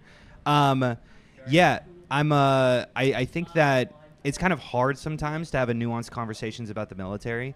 Obviously, just because sometimes there's so much damage that's being done. Obviously, the current war in Iran is not something that we have to support in order to support NATO, but it's obviously a harder conversation about the fact that sometimes the leaders of NATO do these horrific military attacks that it's a harder conversation. But obviously I could also point to the support in Ukraine, the support in the Balkans, the support against Russia, against Eastern expansion, that I think are very, very critical and very, very important. And I think it's easier to just go, well, we just shouldn't have a military. We should just get out of all of these. We should be an isolationist little country and just shift away from all of those, from all these conflicts. When you see bad conflicts happen, you're just like, we should just stay out. But there's a harder conversation about being more nuanced about it all. I don't know. Geopolitics and war is hard. It often gets messy. And there are some bad and evil things that happen sometimes. But we have to play that at a big scale and actually try to maximize the good and minimize the bad. And sometimes it means we need to go to war against someone who's worse. And it's hard to do. And it's, frankly, for the better, typically, if we do that in a cooperative manner, where we work together to win when we need to win, and also to hold each other accountable. Yeah. So orgs like NATO are always going to be perfect, but worth it. No, yeah, exactly. And I think that's what NATO really is about, is holding each other's countries accountable. But yeah, obviously it's going to be done imperfectly, and obviously you could point to a lot of different situations in which it wasn't great in which happened. But that's okay. Little bit of a change of plans, gang. Okay. We're going to be joined by the Colonel and Destiny in about 30 minutes here, around about. But until that time, we have the lovely. Come on. It's okay. It's okay. We're talking about NATO. We have Kraut with us from Kaut and Tea. Tell my audience, right, who you are, what you do, why we should listen to you. Go ahead. Okay, I've streamed with you before. You have? I'm a YouTuber from Europe. I'm based in Austria, in Vienna. I make political science content. I try to raise money for Ukraine. And I've come here to talk to more American liberals to be able to connect them better with Is this your first time in America? My first time, yes. How's it treating you? I love it here. It's a great place. I agree. You may have some political difficulties, but I do enjoy my time here. Well, good. I guess when we talk about liberalism, a lot of us in America tend to think locally, right? Like, with our domestic issues, domestic policies, all these things, why should we broaden our horizons to what's happening in Europe and across the globe? Why should that matter to the average American? What happens in, say, Hungary or because if you abandon one liberal democracy, you never just abandon one. It always comes back to another. We can go to 1938 when Western Europe decided to abandon the only Central European liberal democratic state, which was Czechoslovakia, to the Nazis. And did that help? Did that appease Hitler? Did that appease the Of Nazis? course not. No, it didn't. It led to even more war. And there is never just an enemy of one liberal democracy. There are always enemies of all liberal democracies. Well, one of the things that I've noticed recently, I say recently, I mean in the last 10, 15 years, Xi Jinping, Putin, and other authoritarian leaders, they will often not just attack democratic movements in their country. They will often attack America specifically and try to paint us as far worse than we are, and try to destabilize us and use that instability in order to say, well, look, we have our problems, but look what's going on in America. They can't even get their act together. Look, they can't even do Especially voting the right. Russians. Yes. Especially the Russians. Oh, yes. January 6th was the biggest gift that the Trump administration has ever given to the Russian regime of Vladimir Putin, because a core foundation of Vladimir Putin's grip to power in Russia is he continuously argues, like if you watch Russian propaganda videos, it's non-stop of a sort of everyone is corrupt, everyone is bad, everyone can't be trusted, we are just the least corrupt among the corrupt, basically. It's a sort of continuous cynicism. And that is something that you will find in many authoritarian regimes. It's just cynicism after cynicism after cynicism after cynicism to justify why the regime exists. And this, what happened here on January 6th, and generally the Trump administration, it is a great gift to all the authoritarians around the world, because it's just the top of cynicism. Noted. Well, yeah, because it's... Oh, there's a question for you before you go. Okay. Pondering Politics for $20. Oh, my God. Ask Hunter if he has a consistent view of support. If he supports Ukraine's defense against Russia, does he support my defense of the Rise of Skywalker as a best sequel? Okay, he just had to say that. He paid me money. So go ahead. We're going to ignore that conversation. Mostly because, I'm not even going to do that due diligence by just talking about Star Wars right now. But yeah, we can have that conversation later. But yeah, no, to your point, it's that Putin has consistently tried to label liberal democracies as unstable, as inefficient and full of corruption. And in some ways, Donald Trump is kind of proving him right, unfortunately. Now, I wouldn't say that Putin is right about his overall message, but in this particular, case, I would say that, I would still say that we're better than Russia's oligarchy, but many authoritarian regimes see what we see as our strengths as weaknesses and try to pretend that they are weaknesses. I remember reading a Chinese political science book from a Chinese college that was sent to me by a friend from Hong Kong, which is very interesting in that they portray multi-party systems, and in particular freedom of speech, as a fundamentally brittle and nasty thing. They like to in particular point at far-right parties in Europe, racist movements in European countries. The specific examples given in that book were Australian far-right movements, and saying, look, freedom of speech just allows this kind of sentiment to rise, allows it to come and gain political power. So it is also, when said in a certain way, it can be made to look like a convincing argument, doesn't it? Sure, and in some ways there is certainly truth a little bit embedded in there. But that's right? more the Chinese thing. The Russian thing is more sort of the cynicism stuff. Right. I came here mostly, I brought a Hungarian friend along with mine who unfortunately drank a little too much last night, so he's not here, to talk about the Hungarian example, and for him to talk about the Hungarian example, because I believe that is the fall of Viktor Orban is far more relevant to you Americans. Can you actually elaborate on why for us for a moment that's true? I know I hear it a lot. I know a lot of people say this and talk about this, but why does that matter? Because Orban was a leader who was democratically elected and just like Trump began to undermine the separations of powers in the state, undermine the judiciary, basically turned the Supreme Court into his little rubber stamp mechanism. Executive level to people's everyday struggles, and to recognize that like when you pull money out of that system, it's also hurting everyone underneath. And it's a very common sentiment in authoritarian systems for people to just go, okay, well, yeah, sure, they're taking money, of course they would, but like, so what? Or everyone does it.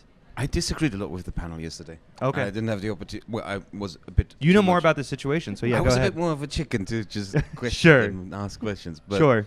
So when I was in Budapest at election night with my friends in Budapest, and you know when the event happens, he's gone, right? And now, what we tend to remember in the such circumstances is always the sort of the moments, the little things, the pieces of data, stuff like that, and. The thing we never really remember from these moments is how people felt, if you want the vibes. Yeah. And I will tell you in all honesty, sitting in my friend's apartments in Budapest, the thing that we were mostly was incredibly anxious and terrified, because we were convinced that Orban was not going to recognize defeat. Right. We were convinced that he was going to try a coup. We had gas masks with us. We were actually talking about, okay, later today, when he announces that he doesn't recognize the election results, are we going to have to march down to Kossuth Square and protest or build barricades? Is there going to be a Maidan in Budapest? That was actually the overwhelming sentiment among my friends, among everyone I knew there. And that is something that seems to be forgotten now. In the end, it didn't happen because the turnout was so overwhelmingly against him that he had no choice but to acknowledge reality, because reality was so obvious. But I choose to remember, looking back that moment, I choose to remember the absolute dreadful anxiety that me and my friends felt sitting in Budapest, because that matters. It matters not to take it for granted. And there are many more things that built up to what happened in taking down Orban. I think one of the most significant events wasn't just the corruption. It was, I'll give two examples that I think are very relevant. One is the mockery of the corruption. So something that a lot of people outside of Hungary probably didn't notice is that the country, quite literally, after 16 years of Orban, was starting to fall apart. The National Railroad Company, MÁV, became a national embarrassment. A train trip to from Vienna to Budapest is usually 3 hours. It takes 8 hours because the trains keep breaking down. And that's all across the country. Everything just keeps breaking down. The roads kept breaking down. It became a sort of common joke in Europe that in England you drive on the left side of the road, in Germany on the right side, in Hungary on what is left of the road. Because everything was just filled with potholes, roads falling apart, etc., etc. Really bad things started happening last year with the neglect on the public healthcare infrastructure, where doctors began posting pictures of cockroaches infesting hospitals, etc. And there are things that combined with all of this to sort of build up more and more resentment. And one of the things, the mockery example that I wanted to give, there is a mock party, a comedic party, fake party in Hungary called The Dog with Two Wagging Tails, which is a sort of innuendo joke. I'll leave that to your imagination.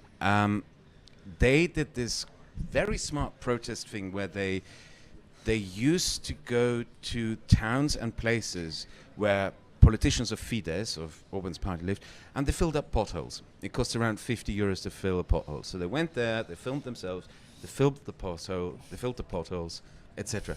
And one of the cheeky things they did was they went to Orban's hometown, and they filled up all the potholes in Orban's hometown, and they called the police on them, chased them out of town, and I kid you not, they ripped up the potholes again. And yeah, that ridiculous moment went very viral and was one of those contributors to eventually seeing all of it unfold. And the other one, the more important one in my humble opinion, was the Pride Parade. Last year's Pride Parade in Budapest was incredibly significant to a point that a lot of people do not acknowledge. And I'm very annoyed that people yesterday on the panel didn't acknowledge it. Because, as you all probably know, who follow politics, Orban banned the Pride Parade.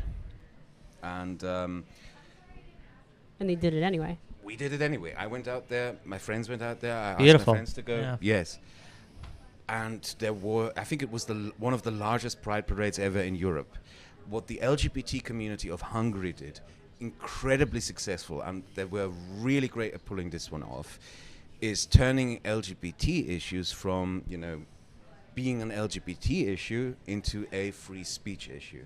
And when you can brand yourself and present yourself as the defender of a principle as important as freedom of speech, you have pretty much already won the battle. There's a lot of people who, until it becomes real to them, they won't get as engaged, right?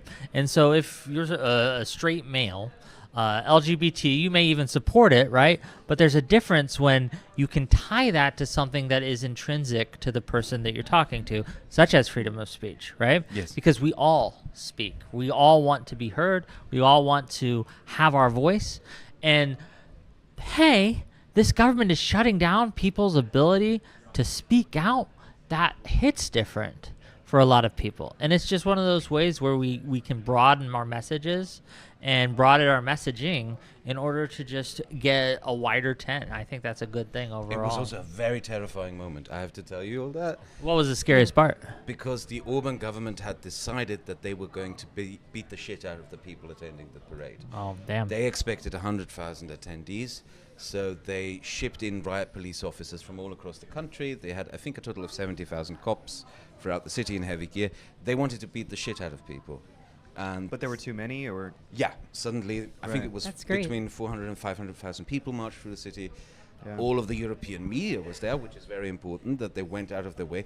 Also very significant that members of European parliaments, from Austria to Ireland to France to Spain, came to attend the event, Sweden as well, as far as I know. And they lost sort of the courage to do that. But that was the plan, and when you marched at that parade, you realized, like, I have only been at one Pride Parade before. Yeah. But you noticed it. The cops were ready to beat the shit out of people. Yeah, I think that's such a good example of the duty that the average person has, right? That that so many people are like, well, what does it matter if I go, right? But if everyone has that sentiment, then the crowd shrink from 700,000 to 40,000. And the duty you have to others. Yes, of course. I may not live in Hungary. I'm not a Hungarian citizen. Right. I live in a neighboring country. Uh-huh. There are people who flew in from Ireland, from Iceland, from Sweden, from Norway, from everywhere. And that is something that is spreading increasingly in Europe, a sort of understanding that you have to stand up for your that you share your values with others, and that you don't just stand up for your values at home. You have to stand up for your values and the values of others in their homeland, and do so quietly from afar. That you have to physically be there. Posting doesn't count. Put your body on the spot. Right. Yeah. No, it's a beautiful sentiment. That I mean, obviously it's horrifying, but in that moment of horrifying, there's a beauty. It's scary. There. Yeah. No, it's absolutely. Scary. Not necessarily horrifying. I mean, I keep thinking back, what I mentioned earlier with the fear that I remember on that night, because the thing that I took away from that moment was sort of never take these things for granted. Sure. Because I noticed that in the panel yesterday, I noticed that with conversations that the political scientists have doing the analysis of what happened in Hungary. They try to find the theory of how it came to be. Yeah. Pinpoint the mechanisms, the one reason why everything collapsed. But they never, under all of that, there's this undercurrent, this sort of assumption of there is this one thing you can do, there's this one force of history that will one neat trick, right? Yeah, one neat trick. That's not the case. It's on you. I keep imagining what would have happened if 1 million Hungarians who usually don't vote had decided not to vote. Right. Yeah. Right. What would have happened if... It's also not just on the people who are with us on this, but also on the people who are against us on this. What if Orban had, in fact, decided to declare that that the election was invalid? You know, I keep thinking back to that a lot. Yeah. This is what I was saying when I was holding down the fort. Like, this is the essence of liberalism: is a principled commitment to egalitarianism. You can't just stand up for yourself. You have to see yourself in everyone and see everyone is just as important. And engage for that. Like if you have to do it for everyone, and everyone needs to, and together we can do wonderful things, and it just leads to the best outcomes for everyone. There's a Czech philosopher called Jan Patočka from the 1960s, who is somewhat liked among liberals in Central Europe, in the Czech Republic, in Austria, in Hungary, etc., who wrote that the foundation of all political sort of engagement should be what he called the solidarity of the shattered. Interesting. So people who experience a shock. Yeah. Write it down. Solidarity of the shattered. Jan Patočka. It's a good it's a good one. Yeah. P-A-T-O.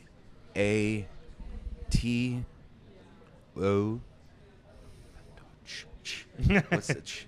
C-H-K-A? C-H-K. Patočka. No, or is it CZ? I think the... start with that, and then solidarity of the shattered. I think it's CK, Patočka. I'm sure if you look up solidarity of the shattered, it'll come up. I think the Polish is CS, and the Czech is just a C, Yeah, that all politics, according to him, buildings out the solidarity of the shattered, people who experience a devastating moment of which they think they have no control over their lives and how society unfolds, to connect these people together, into a solidarity of the shattered. Let me take a moment now that I've calmed down a little bit and I got some of these super chats up on my screen. So I'm not ignoring you, chat. I promise. It's just been we're just ignoring hectic day. So first of all, for the tier 2 memberships, Riz, what the fuck for member for 6 months? Kingly debate moderating Kingly. True. $2 from Opno. Wick, please God, make Steven take off that tie. No. Odashara with 20 WhickTV gift memberships. Look at you go. Look, this kind of support. This wasn't free, gang, okay? I had to get the microphones and equipment, and I had to borrow from She's Alice, whose camera we're using, and other gear from Bishop, right? I would borrow gear from that. Like, this wasn't free. Help me out here, okay? Thank you for the 20 gift memberships. Okay, 5 gift memberships from Even More Jimmies. Well, I'm glad you had that many Jimmies. $20 from Pottering Politics. Bill Crystal supports abolishing ICE, which is based. Ask him if he also supports Democrats expanding the Supreme Court. I did. I got that from you. Okay, $5 from Caramel Cold Brew. Joe Biden will outlive Trump. Well, we'll see. Super Duper Scooper. Tier 1 membership. $10, just $10. No message from Michael. I like those kinds of super chats. $5, another one of those. Moped Mike, thank you. Sapient Green, I'll give you some money, but remember to share with the rest of the class. I'll get him something nice. How's that? $10 from Canada, the Gazinator. £2 from Dottie Girl. Well done, Wick. Thank you. Ekem, $2 more. This TED Talk is fucking based. True. And we already asked the $20 from Pottering Politics there. Benji Boy with $10. We need to take back Hassan Trump derangement syndrome for anybody in their cult. No.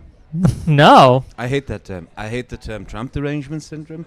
And I hate the term Hassan derangement syndrome, or whatever you want to name it. True. It reminds me of 1970s Soviet psychiatry, where people who were political dissidents were declared to be mentally ill. I hate doing that. You should never declare someone you disagree with to just be mentally ill. You're not a psychiatrist. I've Shut seen up. A lot of people in different factions of the left result to different insults that are in ways like ableist or offensive about other people they don't like. And I really don't think we need to stoop. I will call people a coward. Like, there are ways, we don't have to go low in those respects. Like, don't give an inch on anything like that. People disagree with you. They're not mentally ill. People have their convictions. Yeah. You might think they are misguided, but they believe what they argue for. Yeah. They're not mentally ill. I call people wrong. I'll call people a coward. I won't call them a slur.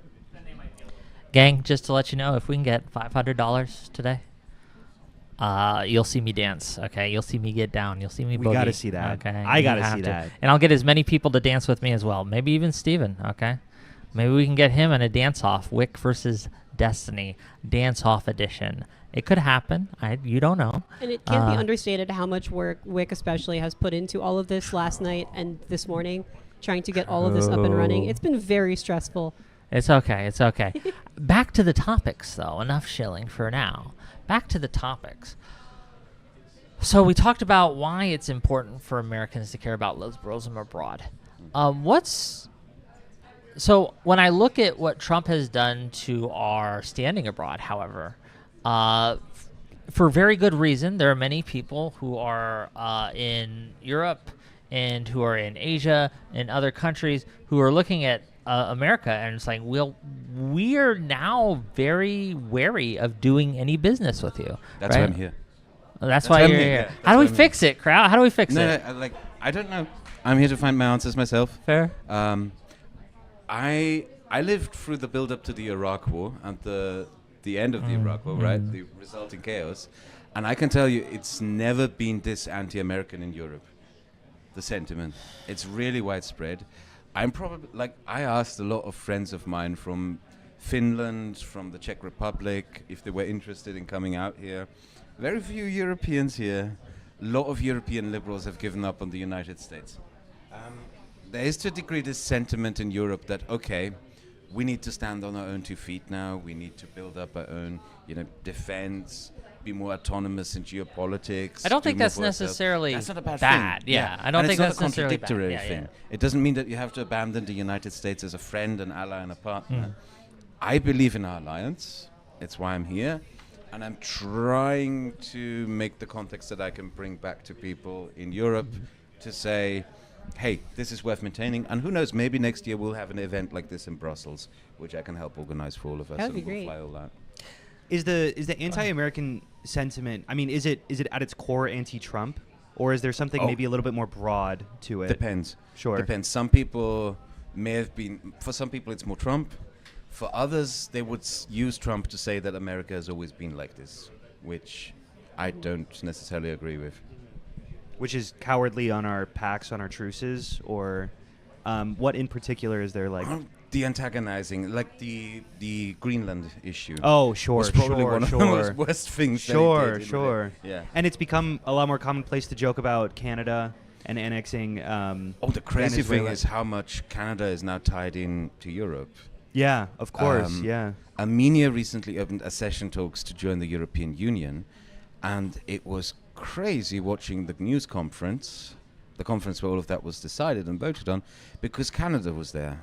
The Canadians were represented, and I was like, why are they there? What is their interest in the accession process of Armenia? Right. Why do they get a say in that? That's because they need to strange. leave the North American little pocket that we have. Yeah, very interesting. $2 or £2, I should say, from Riz. What the fuck? Kraut is so incredibly based. Also, she's right. True. I'm sorry, you weren't in that one. I don't think I was part of that conversation. $50 from Lawson Harrison. All you libs are just mad that Piker is better at capitalism than you. Okay. Thank you for the. I think. Go ahead. No, just what a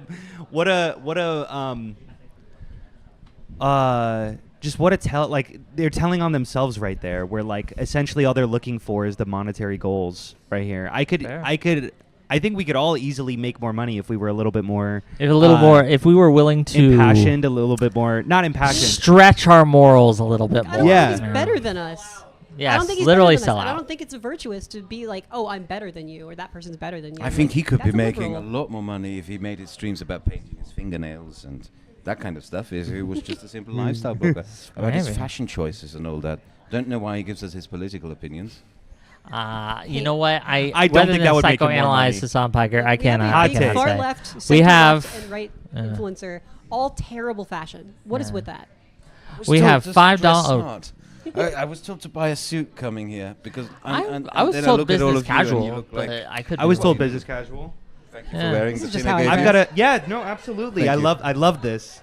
Yeah. I've been wearing it all week. Oh, I Explain what that is to the audience. I went to Brussels and I got some US EU flag pins. I'll get closer to the camera. You show the camera. See it. Yeah. For when I arrive here, because I was hoping to hand them out to Europeans, but there's not that many Europeans here, and they're kind of large in stock because not a lot of people in Europe are buying them apparently right now, for some reasons. Okay, tier 2 membership for Bathory Dusk, Canadian Fries Pod, $5 Canadian, turned down for what? And then just $50 from Friendsified, and I appreciate that. So we are $380 away from our goal here. So just letting you know, and we got some time. We got some great content coming up. Once Destiny gets here, I could make more. I could make more. You should. Live streaming is much better than video essays when it comes to income. I love my crafter. Yeah, but yes, it's hard. Look, I wish I had the ability to do that. Okay, yes, we're waiting for Destiny to come back. Once Destiny gets here, we're going to get into it with Ukraine, with the colonel from the NATO colonel. I love how professional all of this is. How you have Hamilton, someone yes, Mr. who Hamilton. gives you Colonel notes and everything. Yeah, microphones. This is really... Yes. $5 from Natural Phenomenon. You're doing a great job hosting. If you're on the back foot, I can't tell. Oh, maybe you could have told earlier, but yeah, it's been a lot. But look, I'm an entertainer at heart. I wanted to be a rock star growing up, okay? I was built for the stage. But Hell here we are doing our thing. I think that these conversations in these kinds of environments are so important and vital to going forward. Like, a lot of the time we spend arguing, right? Arguing with the other side, arguing with MAGA, arguing with leftists, arguing with all these other people. We need to get people on board with having discussions in party, in-house, to learn how we're going to deal with the issues of the day coming forward. We just do. And I think that this has been a great experience, even off camera, right? I've had some great conversations with people from all over the world, right? And I talked to one of the guys from Hungary, right? That was with Kraut. Gabba was here, yes. Yes, Gabba. And he was a bit heavy drinking yesterday. and even then, though, he was able to kind of articulate, like, how they took down Orban. And that is inspiring to me, at least as an American. So, yeah. I think I have to make way for the next guest. Yes, well, oh, yeah. Well, are we? Yeah, I think we've got a little bit of time. We got a little bit of time. We're killing the time. It's going to be like 5 minutes. We are time murderers. Okay. Thank you. Okay, yeah. He's just finding his way to leave. I'll reiterate my point. Bored of us already? He's going to go set up his own. Stephen Destiny Bonnell, Hassan Piker, and Asmund Gold, the 3 biggest political influencers encapsulating the space right now, all of terrible fashion. And the more they try, the worse they are at it. This is unacceptable. This is the conversation we need to be having. This should be a panel. It's terrible. They're terrible. We have other interests, if you will, to occupy our attention. Which would you rather, good fashion or good content? So in my defense, You see how he worded that, where he just implied that good fashion isn't good content. But I low-key agree with Wick. So let's get on to that. I was picked up in my defense. I was picked up at the airport by a friend of mine, by a woman who said, "You can't go to this event like this." She picked all of this. Well, she did a great very job. sweet. I think it You looks look great. dapper, It looks good. Sir. Okay. We got 5 WhickTV gift memberships from Tollybots. Thank you, Tolly. Really appreciate you. We have $5 from Bella Beans. You're doing great, Wick. Thank you. A question from FDR in a mech suit. For everyone not from DC, which I think is all of us, how do you like the city so far? The best pizza is Timber in Petworth. It's like Moscow. It's like Moscow. I don't know. Is that a compliment? No, like both and Berlin. It's like Moscow and Berlin. Okay. All 3 cities were built on a swamp. Cities built on swamps are humid in the summer. Very hot and humid in the summer. Yeah, I was not expecting. I saw that the temperature was like 85 degrees or something. I'm like, I can go on a mile walk easily to get to this place for my hotel room. No, I cannot. I am not used to this wet heat. To be clear, it is so humid. We also have, and I this got on my phone alert today, like one of the worst air quality in record. I guess right now from the wildfires in Canada or something. It's really going down here. But I checked it out. It was pretty bad. So yeah, it's not doing great right now. It's so but humid. I will take that pizza recommendation into consideration. Because I'm going to be hungry after giving you all these content, gang. Okay? I'm going to be hungry. I have actually grown up around here. Oh, yeah? I grew up like with divorced parents. So I spent like half my time in like Northern Virginia. And when I'd be just bored, I would love to take the metro into DC and just explore, walk around. There's some good and some bad stuff about DC. The Smithsonian museums are some of like the best things on earth. 100%. Free museums, all kinds of different topics. Wonderful. I had beef with the security guard at the Native American Museum right after it was built, because that was one, I think this was a mistake because of like the content was more mature or gruesome, like some dark parts of history. They did try to age gate that, which I think stopped some people from seeing that history. And that age gate was 13 years old. And I know this because I was 16 and I tried to go there when it opened and they wouldn't let me in and they didn't believe me. And that was very upsetting. And I still haven't been back to that one. And I should. So one of the core founding moments to your personality, perhaps. Yes. So, but the Air and Space Museum is my all-time favorite, and it's beautiful, and you should go there.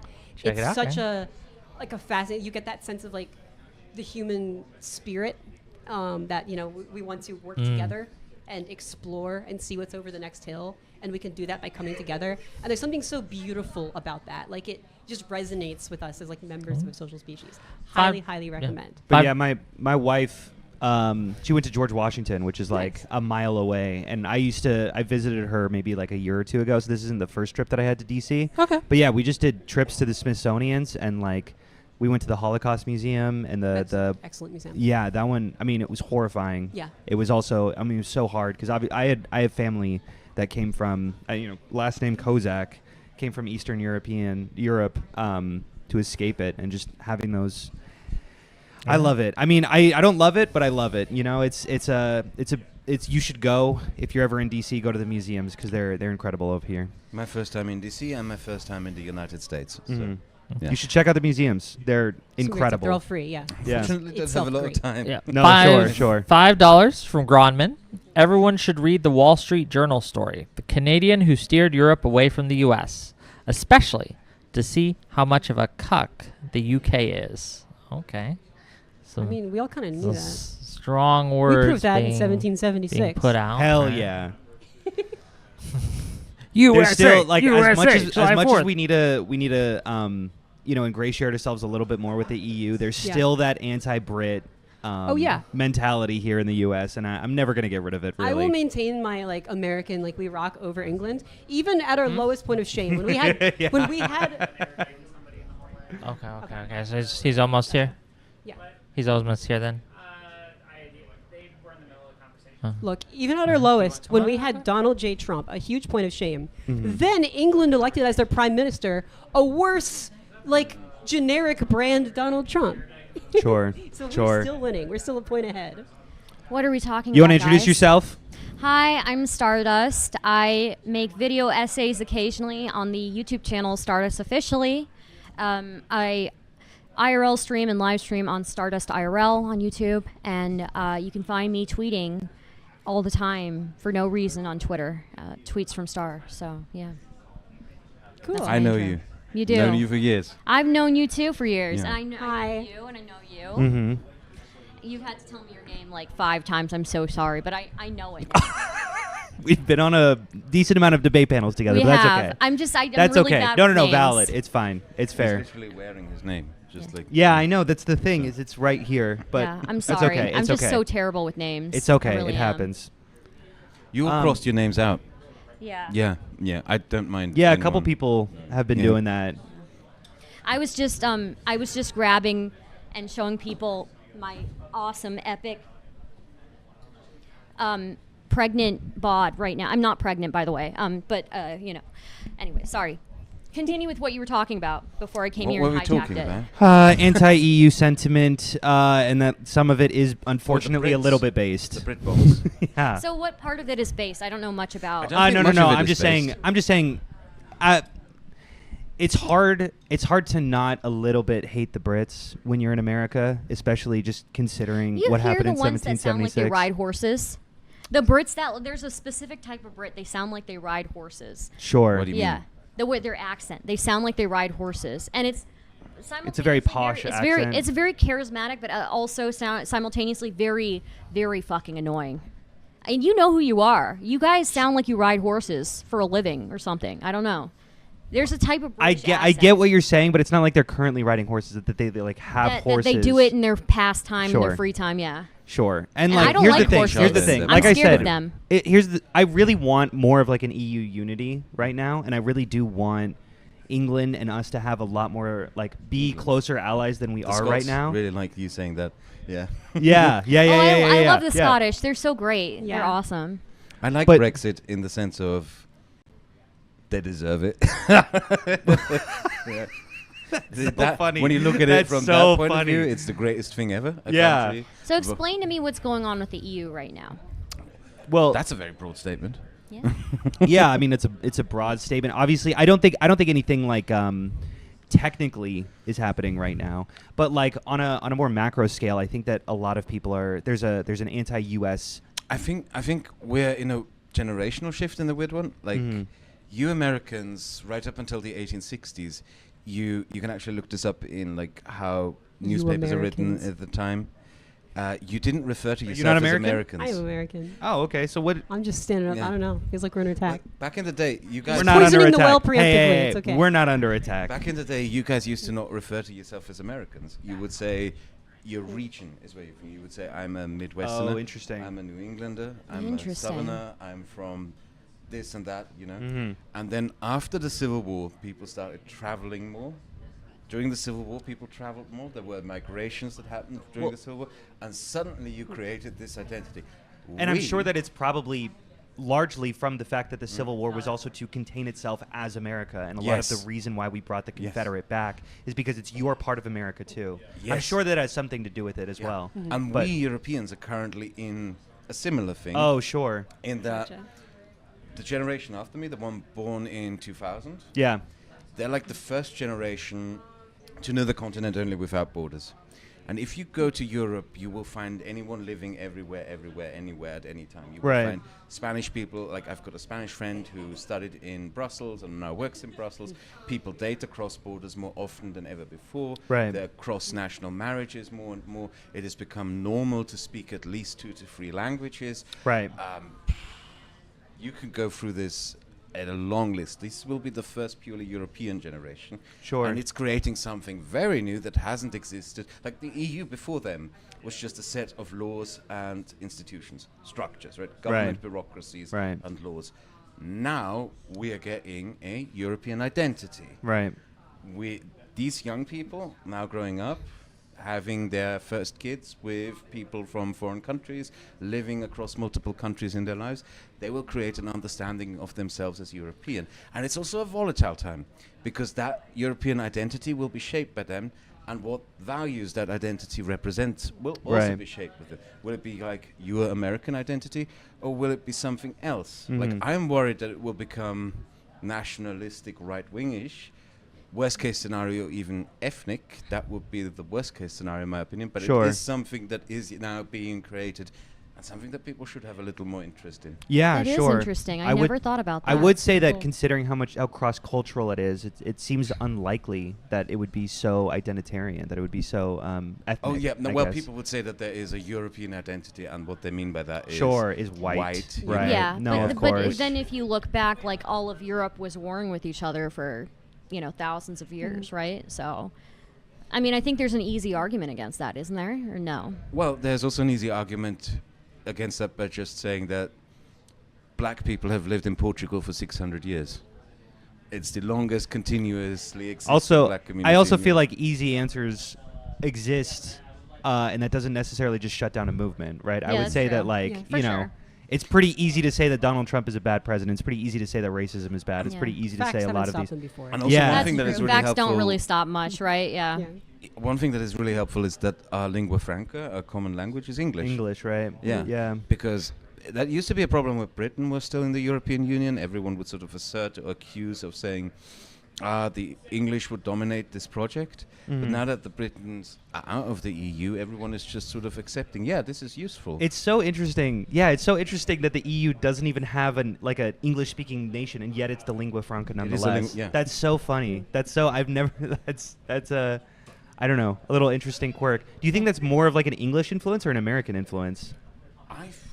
Because it's Honestly obviously the American. British had Honestly an empire, American. but I think that's American But cultural influence. we've exported so much media. Yes. You know that like our entertainment. Yeah, people learn English for alone. entertainment. Yeah. You know what's really interesting about that is that you see the disappearing of like regional accents in America, right? Because of how much media has had an influence on Americans. Right. So I wonder if you'll start to see like the disappearing of like the different English accents in It's Europe, hard to say. A lot of the reasons is to. Sorry, I'm a little bit. I love linguistics. A lot of the reasons as to why.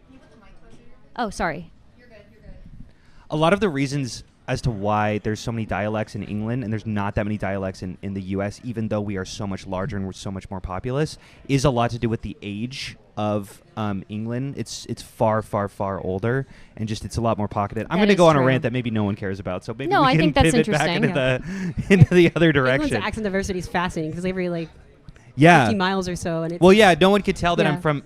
I'm born and raised somewhere that's like. I'm terrible at geography. I don't know how far away the West Coast is. I know a Hungarian but who married a Pole and lives with her in Spain, and they're having a kid, and they have decided to raise their kids in English, Spanish, Polish, and leave Hungarian out. So Wow. in that Excellent. sense, yeah, Yeah. it could be Wow. that in that sense, languages could Yeah. disappear through or become less prevalent. Of course. through the marriage. Yeah, and that's just a natural evolution of like having more porous boundaries, is that eventually some languages will start dissolving, and whether or not that's a good thing is a hard conversation, because like obviously when some languages dissolve, I'm just going to go on my linguistics rant right now. I'm sorry. I love linguistics. All right, I have to go. Thank you. All right. Thank you so much, Kraut. See you around. We can move away from the linguistics rant. Sorry. Yes. I I'm don't not know. European. I am out of my depth. No. Just Yeah. I just find it so interesting. I'm born and raised 1,000 miles away from here, and yet I sound exactly like everyone else from DC. Yeah. Anyway. I think TV might have helped. No, accents, exactly. yeah. No, 100%. definitely Radio, helps. TV. Because I grew up in podcasts. LA, where it's like, well, everyone speaks there, Everyone's here. like, hey so it's guys, like yeah, comment and subscribe. for sure. That's our new national language. Yeah. But yeah, I don't know what specifically we want to talk about. Does anyone have any like burning questions, burning topics? I'm gonna look up the chat on. Let's look at what the chat's YouTube.com/WhickTV. talking about. I saw lots of people were excited that Stardust got here, and Guys, now we're a gonna bunch have of a people- bird discussion soon. There's another bird person in the audience, not audience. Bird but person? There's another bird person. Are you who- interested in birds? Is that what you're? Excellent. I have pet birds. Hello. Everyone's I don't had a know. collab. I'm sorry. She's another bird Tashika's person. here. How's it going? Bird conversation. We're gonna have a bird conversation now. sister. Tashika, you got to introduce yourself. Okay, well, I am Tashika Ann, TikTok, Instagram, Facebook, all that jazz. I am a political debater, commentator, bitch. That's what I am. Same. Real recognizes real. And I am also a huge bird enthusiast. I myself have a cockatiel. And I my have- bird sister here yes. also has, what, 2 parakeets? 3 parakeets. Three I used to have 4. Everybody knows about Rabby, unfortunately. He had genetic issues, so he had to be euthanized. But I kept him along, for a very long time. He was my pet soulmate. So I have 3 parakeets now. And yeah, they're my babies. And I'm just crazy about birds. And you're crazy about birds too. Very crazy about birds. Yeah. Very crazy. Yeah. Growing up, I had a cat and a bird. And then one day, I had a very happy cat and no bird. And I can't prove anything, like in a court of law, but, I have some theories. What kind of bird did you have? I think Yeah, it was that a little sounds parakeet. that sounds a little They love circumstantial, if you parakeets. ask me. Yeah. Yeah, it's like circumstantial evidence. That's all I have. Yeah. It's like one feather outside of the cage and a purring cat. No, that's so That's what my sad. friends. Yeah. so I've I- never owned a bird. There's a small chance it flew out the window, and that's what I like to do. I think the cat tried and the bird got away. Right. There's reasonable doubt still. Yeah. Yeah. Yeah. Damn. Yeah, so my cousin sometimes will bring her cat over, and my birds, they kind of free roam during the day. And her cat's really fat though, so even if they can't help it. They're cats. It's their animal. They're in their instinct when they see small things moving fast, they get excited. But even though he gets excited by them, he's too fat. He can't get them. He's obese. Yeah. That's a good job. Yeah. Yeah, I remember one time Zephyr actually flew away. Oh my gosh. Yeah. And it was in the beginning of winter, and I had completely accepted that he was gone forever and that he was going to freeze to death. But then, like a couple hours later, my mom had gone out and she started playing videos of him chirping. Aww. And like a narcissist, he would respond to himself. Yeah. And it was to the point where like my entire neighborhood was like calling for him. Yeah. And it was to the point where he was sitting, and obviously chat, I know a lot of people are watching, so please don't report me to the Philadelphia board. But all right, we got to pull away from this riveting bird content. Oh shit. He bit through the power line and it blew up. Thank you. Jesus. Top that next crew. All right. I don't know about that. Some riveting content. Okay. We're turning the tide over. Gang. Okay. Great. Okay. Great. So, excuse kind of like the last minute nature of this, but me and Destiny, streamer Stephen Bonella, will be talking to Army Colonel Robert, what was his last name? Hamilton. Robert Hamilton. And we will be going over foreign policy issues, Ukraine, and whether or not it's important as liberals to stand with Ukraine and how we can stand with Ukraine and all these things. Should be a great conversation. He'll be here any second, and then we'll kind of have you on. They're all getting their things ready. But, okay, if you guys are ready, once you guys just come on in, have a seat, pick your favorite. Yeah, wherever you like. Okay, well, first of all, thank you for agreeing to do this. Welcome to the show. Can you tell my audience who you are, what you do, and why we should listen to you? Sure. Well, first of all, thanks for the invitation. I'm Bob Hamilton. I'm a retired Army officer, retired in 2018 as a colonel. I did most of my career as what we call a foreign area officer, so specializing in a region of the world. For me, it was Russia and Eurasia. Currently, I run a think tank, a small nonprofit called Delphi Global Research Center. We just had our first anniversary, 1st of July. We launched last year, and we do research on Russia and Eurasia. We do a lot of work on the war in Ukraine specifically. Excellent. What kind of work, when you say we do work on the war in Ukraine specifically, can you elaborate on that a bit? What do you mean? Absolutely. So we're a research organization, right? We're a think tank. We're a nonpartisan, nonprofit think tank. When I say work, I mean research. So we do we do reports, we do articles, we do field research. I'm in Ukraine usually 3 or 4 times a year doing research. I have a book project that Ukraine is part of the book. And then I'm there just to do research on the war, to catch up with the war, to see what's going on. We also have several Ukrainian fellows, so several people that scholars that affiliate with us who live in Ukraine or are from Ukraine, and they write for us pretty regularly. So, look, we believe the war in Ukraine is the most important thing happening for U.S. national security in the world right now. Even more important than Iran? Yes, absolutely. Okay. Look, it's been so. First of all, Iran was a war of choice. Fair. You know, the U.S. and Israel made the choice to start a war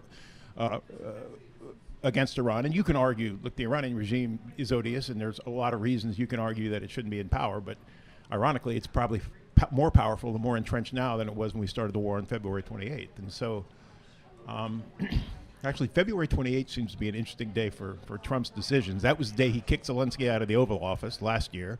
And this year was the day he started the war with Iran. So I don't know what's going on with the last day in February for him, but not his best decisions.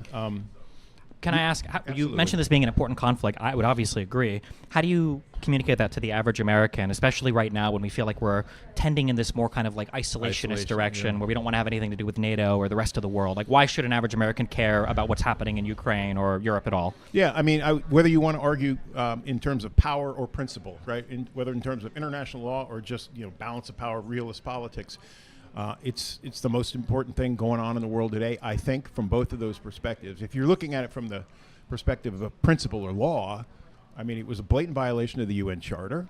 Ukraine did not threaten, had not threatened, and could not threaten Russia. Russia launched an invasion of a neighbor and is carrying out it's not an effective genocidal campaign, but certainly the ends of the campaign are to eliminate Ukraine's independent identity and eliminate Ukraine's statehood. And so if you believe in the idea of a rules-based order, which, we're here at Libcon, this is one of the major sort of tenets, I think, of international liberalism, is that there are rules, right? There are, yes, there's no hegemonic power. There's, nothing that there's sometimes those sanctions for breaking the rules are not serious sanctions for breaking the rules, but there are rules that most states should abide by most of the time, and they help make conflict and horrible things like happening in Ukraine now less likely. And so, and if you look at from the perspective of power, Russia is the only existential threat the United States faces right now. It's the only country on the planet with the ability to wipe the U.S. off the map via its, 5,500 nuclear weapons, 1,800 deployed nuclear weapons, right? China can't do that. Go ahead. So Carney notably said, I don't know which European speech this was, but basically that to some extent we had all kind of bought into this collective fiction about a rules-based international order that in some ways, inarguably, the United States kind of felt itself to be above or around sometimes. Sometimes, I don't know if I'd say for better or for worse, maybe just for worse. Now you've seen, I think it was Rubio who just came out and said that we need to work on abolishing or getting rid of the ICC because it undermines the United States. How do we as a country and then as an alliance for NATO and then as a Western world emerge from this presidency with anybody having faith that the United States will adhere to any kind of rules-based order if we're 5% inflation away from electing another autocratic dictator who wants to abandon the entire rest of the world? Like, yeah, what does that look like? It's a fair question. The rules-based order, the liberal world order, whatever you want to call it, was never perfect, right? States did go around the rules, and powerful states went around the rules more than most, and the United States is not innocent of that, right? We have gone around the rules of the institutions that we largely created in the aftermath of the Second World War when we've decided that we had a sort of critical national security interest in doing so. But I think the U.S. has generally respected the rules most of the time, and for a big country, that made it a little different than the Chinas and the Russias of the world. And so in terms of Ukraine, or in terms of, another reason why, a power reason why I think it's important is it's been a core tenet of U.S. national security policy since the end of the Second World War that, the supercontinent of Eurasia is so big, so populous, and is so endowed with resources that if any one power were to capture all or most of it, it would be the end of U.S. it would be a grave threat to U.S. national security and an end of U.S. autonomy. And so Russia doesn't right now look like it has the capability to become the hegemon of Eurasia, but it certainly has the intention. And so we should care about this. And that's we should be in lockstep with our European partners and not trying to cut them loose. You mentioned earlier that Russia is one of the only countries on Earth that poses an existential threat to America.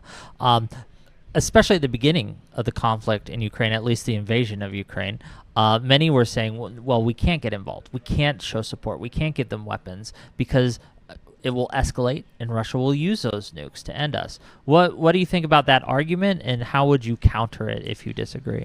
Yeah, look, I think the postmortem on Biden administration Ukraine policy was adequate. Adequate. Well, talk about damning with faint praise, but go ahead. Yeah. Look, I talk to Ukrainians a lot, and I'm there a lot.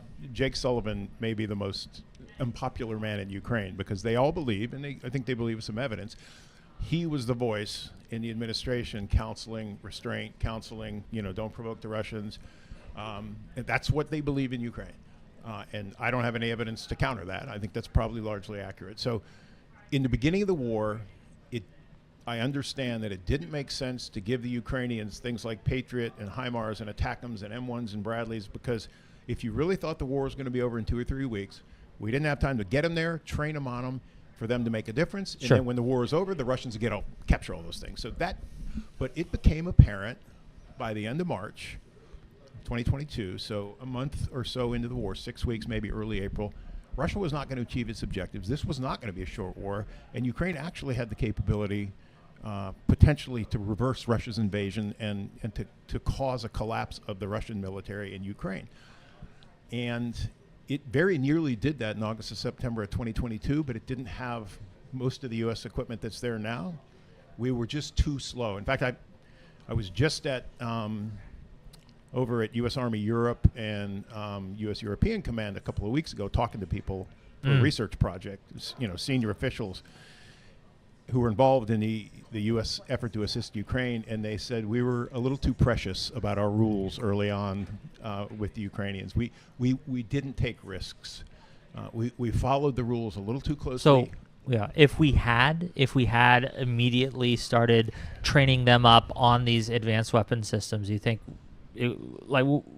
walk us through that alternate history. So here. look, there's an argument to be made that once it became apparent this was not going to be a 2-week war, and that Russia was on its heels and really didn't have a good solution for how to achieve its objectives, had we, put the pedal to the floor, full court press, gotten everything we could get into Ukraine, into everything that's there now, Patriots, HIMARS, ATACMS, M1s, Bradleys, all the big systems, the intelligence sharing.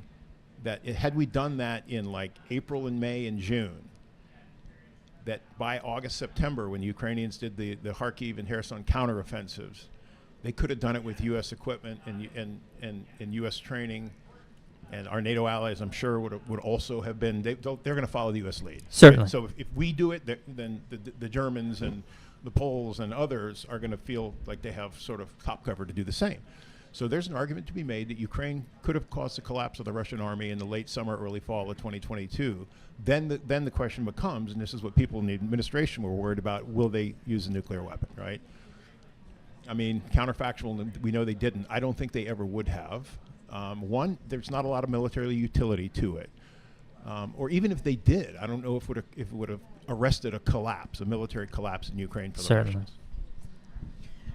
I guess when I look at that time period, one thing that's very annoying to me is in the United States, especially after we'd already had so many years of Trump, it feels like we've had Trump for the last 12 years or whatever. Like it's everything is Trump. Every single thing in the United States became the most heated policy dispute ever. If Zohran Mamdani were to tweet out, don't drink bleach, it's bad for you, I think a lot of Republicans would die in the United States just drinking bleach, just despite the Democratic messaging on it. It's just so unbelievable. And I can't imagine being a Ukrainian soldier that is, in a ditch in a hole somewhere fighting, and you see for some reason in the United States funding to Ukraine is being paired and held up by immigration reform or the Republicans who I grew up, my mom is Cuban. I grew up in a very Republican household, and my mom, she flew in the Looking Glass mission for the Air Force, so flying over and and I'd heard so much about Russia, even watching my parents flip their opinion on Russia not being a big deal. And I think a lot of it came from the impeachment and everything else that Republicans just couldn't talk about Russia anymore. They didn't want to hear it. It feels so much like there was a lot of domestic issues that weren't really related to Ukraine that ended up ultimately stifling our ability to respond effectively, I guess, as a country, which is very frustrating to me. I feel like we should have been very unified on that front. Yeah, I mean, to me, it was a no-brainer, and it's again, part of the reason we started the think tank I'm in now is because we were getting pressure after Trump came back to not do any work on Ukraine or do much less work on Ukraine because we don't want to get in the crosshairs of the White House. And you're seeing this. It's not only the think tank sector; it's universities, it's media organizations, it's law firms self-censoring because they don't want So they're afraid, basically, to do all these things. They'll lose funding. If they come after you, okay. You may win, but you're going to bankrupt yourself in the process, defending yourself, even against baseless charges, right? And so you're seeing a lot of self-censorship. And so we made the decision to leave where we were and start a new think tank. I was telling somebody earlier, I was in Kyiv last February 28th when Zelensky got kicked out of the Oval Office. I was having dinner with Ukrainian friends, and all of our phones, because it's 7 hours later there, so all of our phones lit up, and we all looked at our phones and looked at each other and went, oh, shit. This is a bad day. Can I ask, I'm curious from a foreign perspective in the U.S., how has Ukraine been able to outperform Russia so much in the technological war and in the utilization of drones? Like if I were to look on paper and I were to imagine how this would have gone, obviously the first 2 weeks were a disaster. You have Russian armor rolling down the street getting man-patted or whatever by single soldier, just an absolute disaster. But when I think, okay, well, where is the war going to go? It's going to be massive amounts of drone swarms that are going to be flying across the battle lines. And I would think, oh man, that definitely means Russia's going to win because they've got more manufacturing, they've got Iran, they've got... How was Ukraine able to win on that front or is currently excelling in that front? How? Yeah, well, it's a offense, defense, or countermeasure race, right, between the Russians and Ukrainians. And Russia always has, as you noted, it's got the advantage of scale. Ukraine's advantage is decentralization and innovation. And I think that comes, decentralization, I think, is structural. That's just the way Ukraine is. Fair. It's not, Russia is a hyper-centralized system. Ukraine is different. It is a different country. Putin's wrong, right? Ukrainians and Russians are different people. The languages are not as similar as certainly he or most Russians would have you believe. Ukrainian actually lexically is closer to Polish than it is to Russian. It is a different national identity. It's a different system. So anyway, Ukraine's advantages have been innovation, which I think is driven by the existential nature of the conflict, right? They lose, they cease to exist. And then the decentralized nature. So that makes innovation easier, but it makes scaling up harder. I'll give you an example. I was in Sumy, Ukraine, last spring, and we went, Sumy is up on the Russian border, and we went to a university, and they had a drone trainer that they had written the software for, a couple of the professors there. They had a US 50 caliber machine gun mounted on the back of a flatbed pickup truck. You put on a VR headset and you shot down Shaheds. And it was incredibly realistic to the point where after a certain number of rounds, you had to pause to reload, right? So you couldn't just shoot. And I said to the guys, I said, this thing is amazing. Like, have you shared this with anyone, or is this, does every major city have one? They're like, oh, I don't know, we just developed it here, we're using it here. They hadn't told anybody, right? So that's the flaw of decentralization, yeah, right? Exactly. So recently there has been some kerfuffle that I've been hearing from our Ukrainian friends. Zelensky let one of his generals go. Can you tell us about that situation a little Minister bit? of Defense, the Minister of Defense Fedorov, who's a young 35-year-old, seen as a really innovative reformer. He came from the Ministry of Digital Transformation, was very, very popular in Ukraine. I don't know. Like, I know there are protests in the streets, and I don't understand exactly what's going on. Go ahead, sorry. No, that's fair. I don't either. That's what I was hoping you would. When when Zelensky moved Zaluzhny out, who was the chief of the general staff, and he moved into London as the ambassador, that was sort of seen as taking a potential political rival and putting him somewhere where we wouldn't have as big a role and as big a sort of a presence. What I understand the Fedorov thing is about is he's clashing with Syrskyi, he is the current chief of staff. Syrskyi's older, Syrskyi's Soviet trained.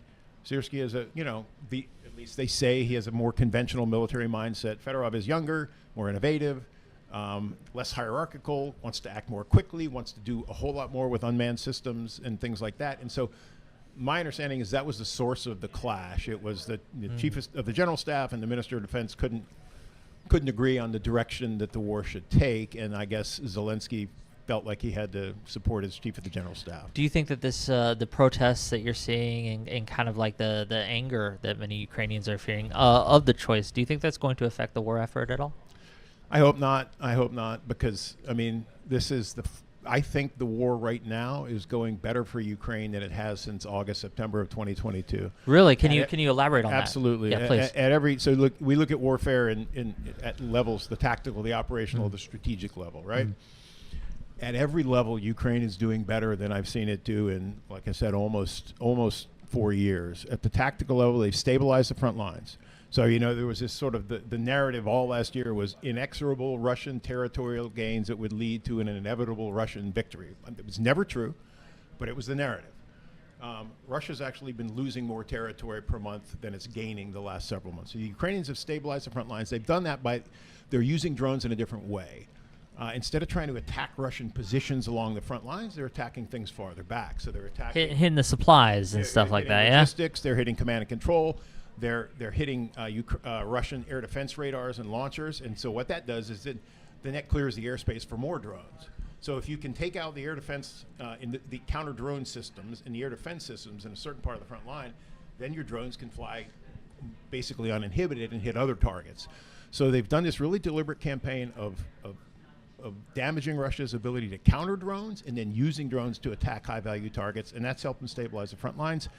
At the operational level, there's a great story of U.S.-Ukrainian cooperation. This Hornet drone, which is it's a joint venture between Ukraine's military and a U.S. company called Perennial Autonomy that one of the Google founders founded. Oh, okay. And Ukrainians came to them and said, we need a mid-range drone that is basically can't be interdicted by electronic warfare. So Perennial Autonomy, this U.S. company, helped them develop this Hornet drone with a range out to about 150 kilometers, and it's AI enabled. So if it gets into an electronic warfare, a jamming environment, it can shut off its receiver and transmitter essentially and guide itself to the target autonomously. And so they're attacking Russian logistics into Crimea. So there's only a couple of routes that go through southern Ukraine that help the Russians resupply their forces in Crimea, and Ukrainians are killing hundreds of logistics trucks a month now, food, fuel, ammunition, all this stuff. So the Russian position in Crimea is eroding. Like, it's not clear they're going to be able to hold it militarily. And so that's at the operational level, you know, they're really having an effect. And at the strategic level, they're hitting things 2,000 kilometers into Russia now. Right, they're hitting oil infrastructure, they're hitting defense industry targets. These are all legitimate targets, by the way. They're not doing what the Russians are doing, which is intentionally terrorizing civilians and attacking civilians. The Ukrainians are attacking defense industry and energy targets, and effectively. One of the most frustrating things I would imagine from the Ukrainian perspective, from my perspective, is obviously we should be careful about existential wars. We've seen this now with Iran when they realize, well, if it's a regime change, I guess the Strait of Hormuz is fair game. It was really annoying how many restrictions we placed on Ukraine for how deep into Russia they could hit. And, you know, originally we were told that if anything crossed a border, like, that's it, you know, it's going to be World War III, they're going to start nuking everybody. But now we have drones going into Moscow, nobody's nuking anybody, that the saber rattling ended up, go figure, nobody was getting stabbed with nukes.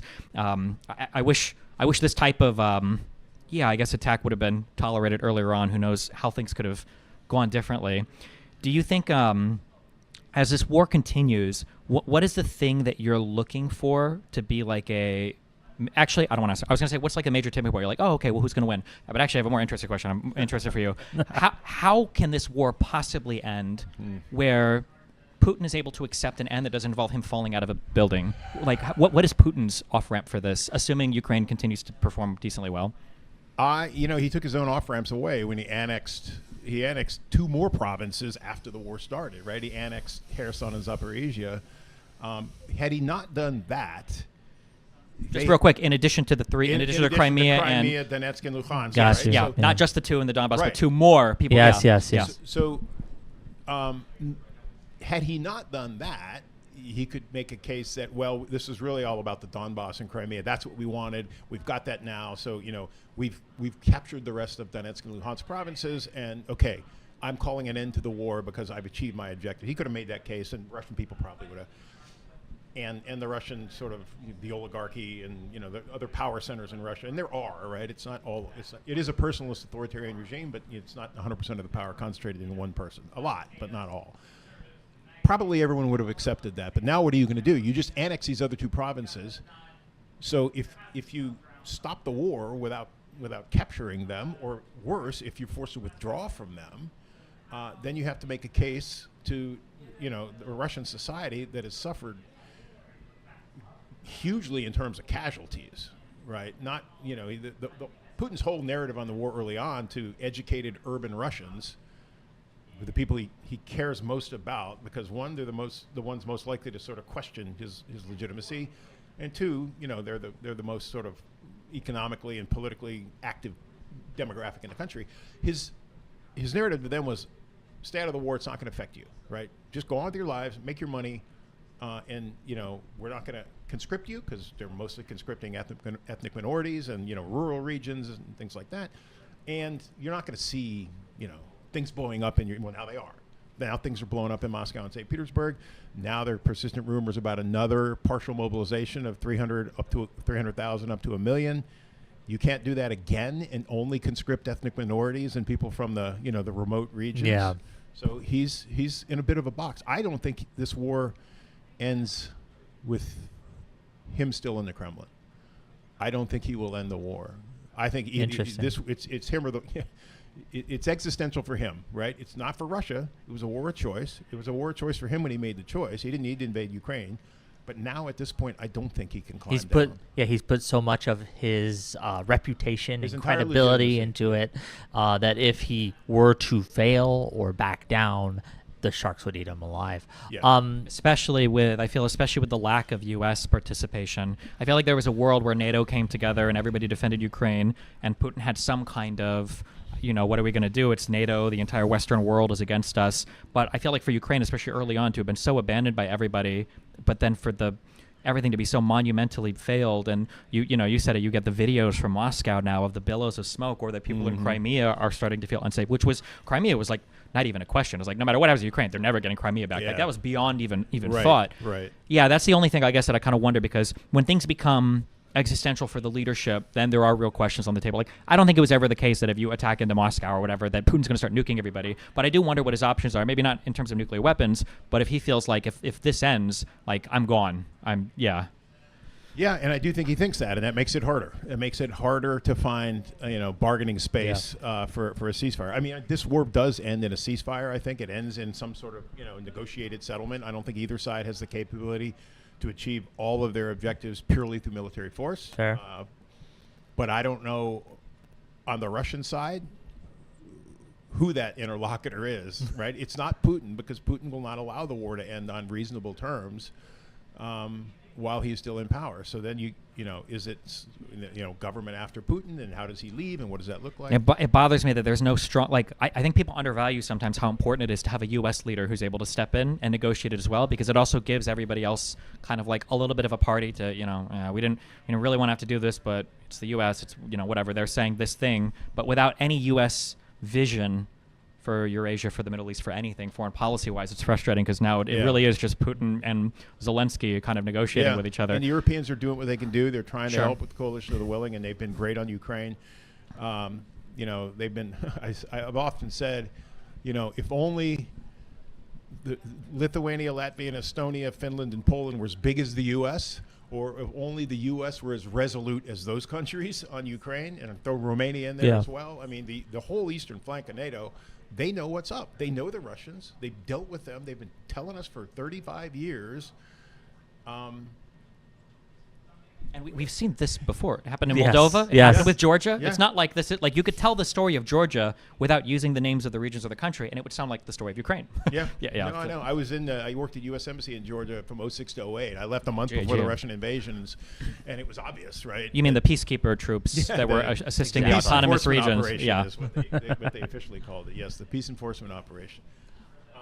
But yeah, I mean, look, this is, and again, if your argument is NATO caused the war in Ukraine by enlarging to the east, and we provoked Russia, then you have to explain to me. So 2008 was not the first time Russia intervened in Georgia. It intervened in the civil war in Abkhazia in 1992.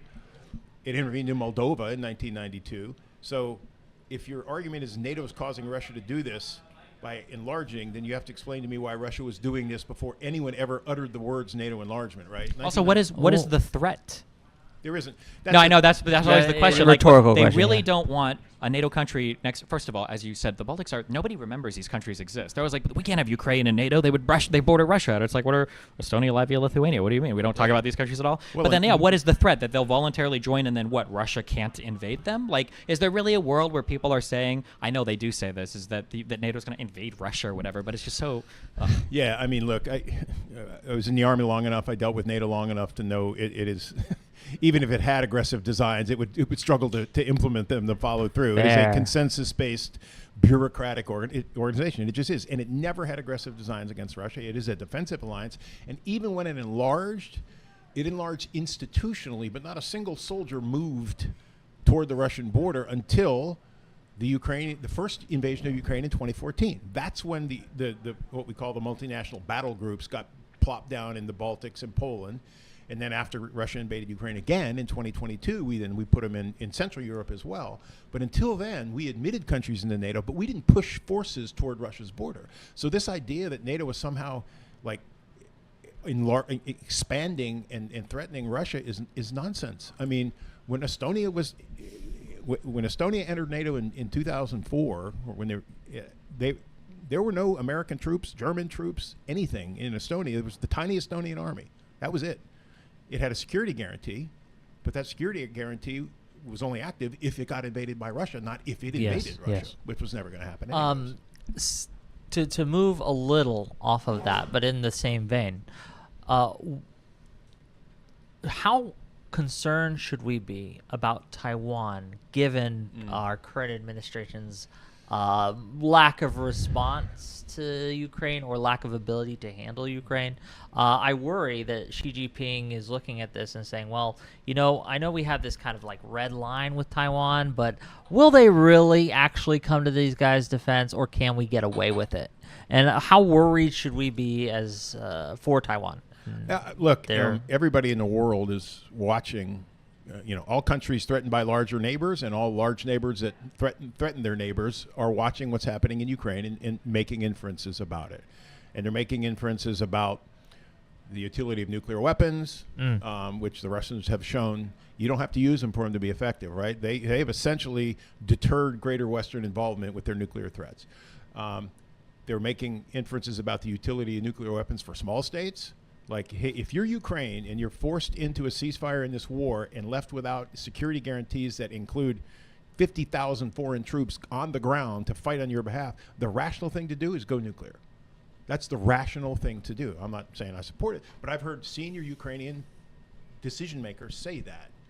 And the Chinese are watching, and the Taiwanese are watching. I was in Taiwan doing research for a book project last spring. And so U.S. policy on Taiwan has always been deliberately vague and ambiguous. Yes, exactly. Right? It's Taiwan like Relation Act wishy-washy, yeah. makes it, what our policy is neither party should disturb the cross-strait status quo. And it was interesting because a couple of times during the Biden administration, Biden said very clearly, oh, yeah, we'll go to war for Taiwan. And then the White House had to, walk it back a day or two later or sort of caveat it.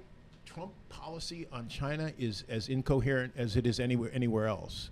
I actually had lunch with the Chinese, well, I can't say who, a senior Chinese military official posted in the United States when I was doing research for this book project. It was before our 2024 election. I said, well, if Trump gets elected, what will people in Beijing think? And he said, it'll be an earthquake. And it hasn't been, because I don't think they know what to expect, right? So in his first term, Trump was hard on China. It was pretty consistent. Yeah.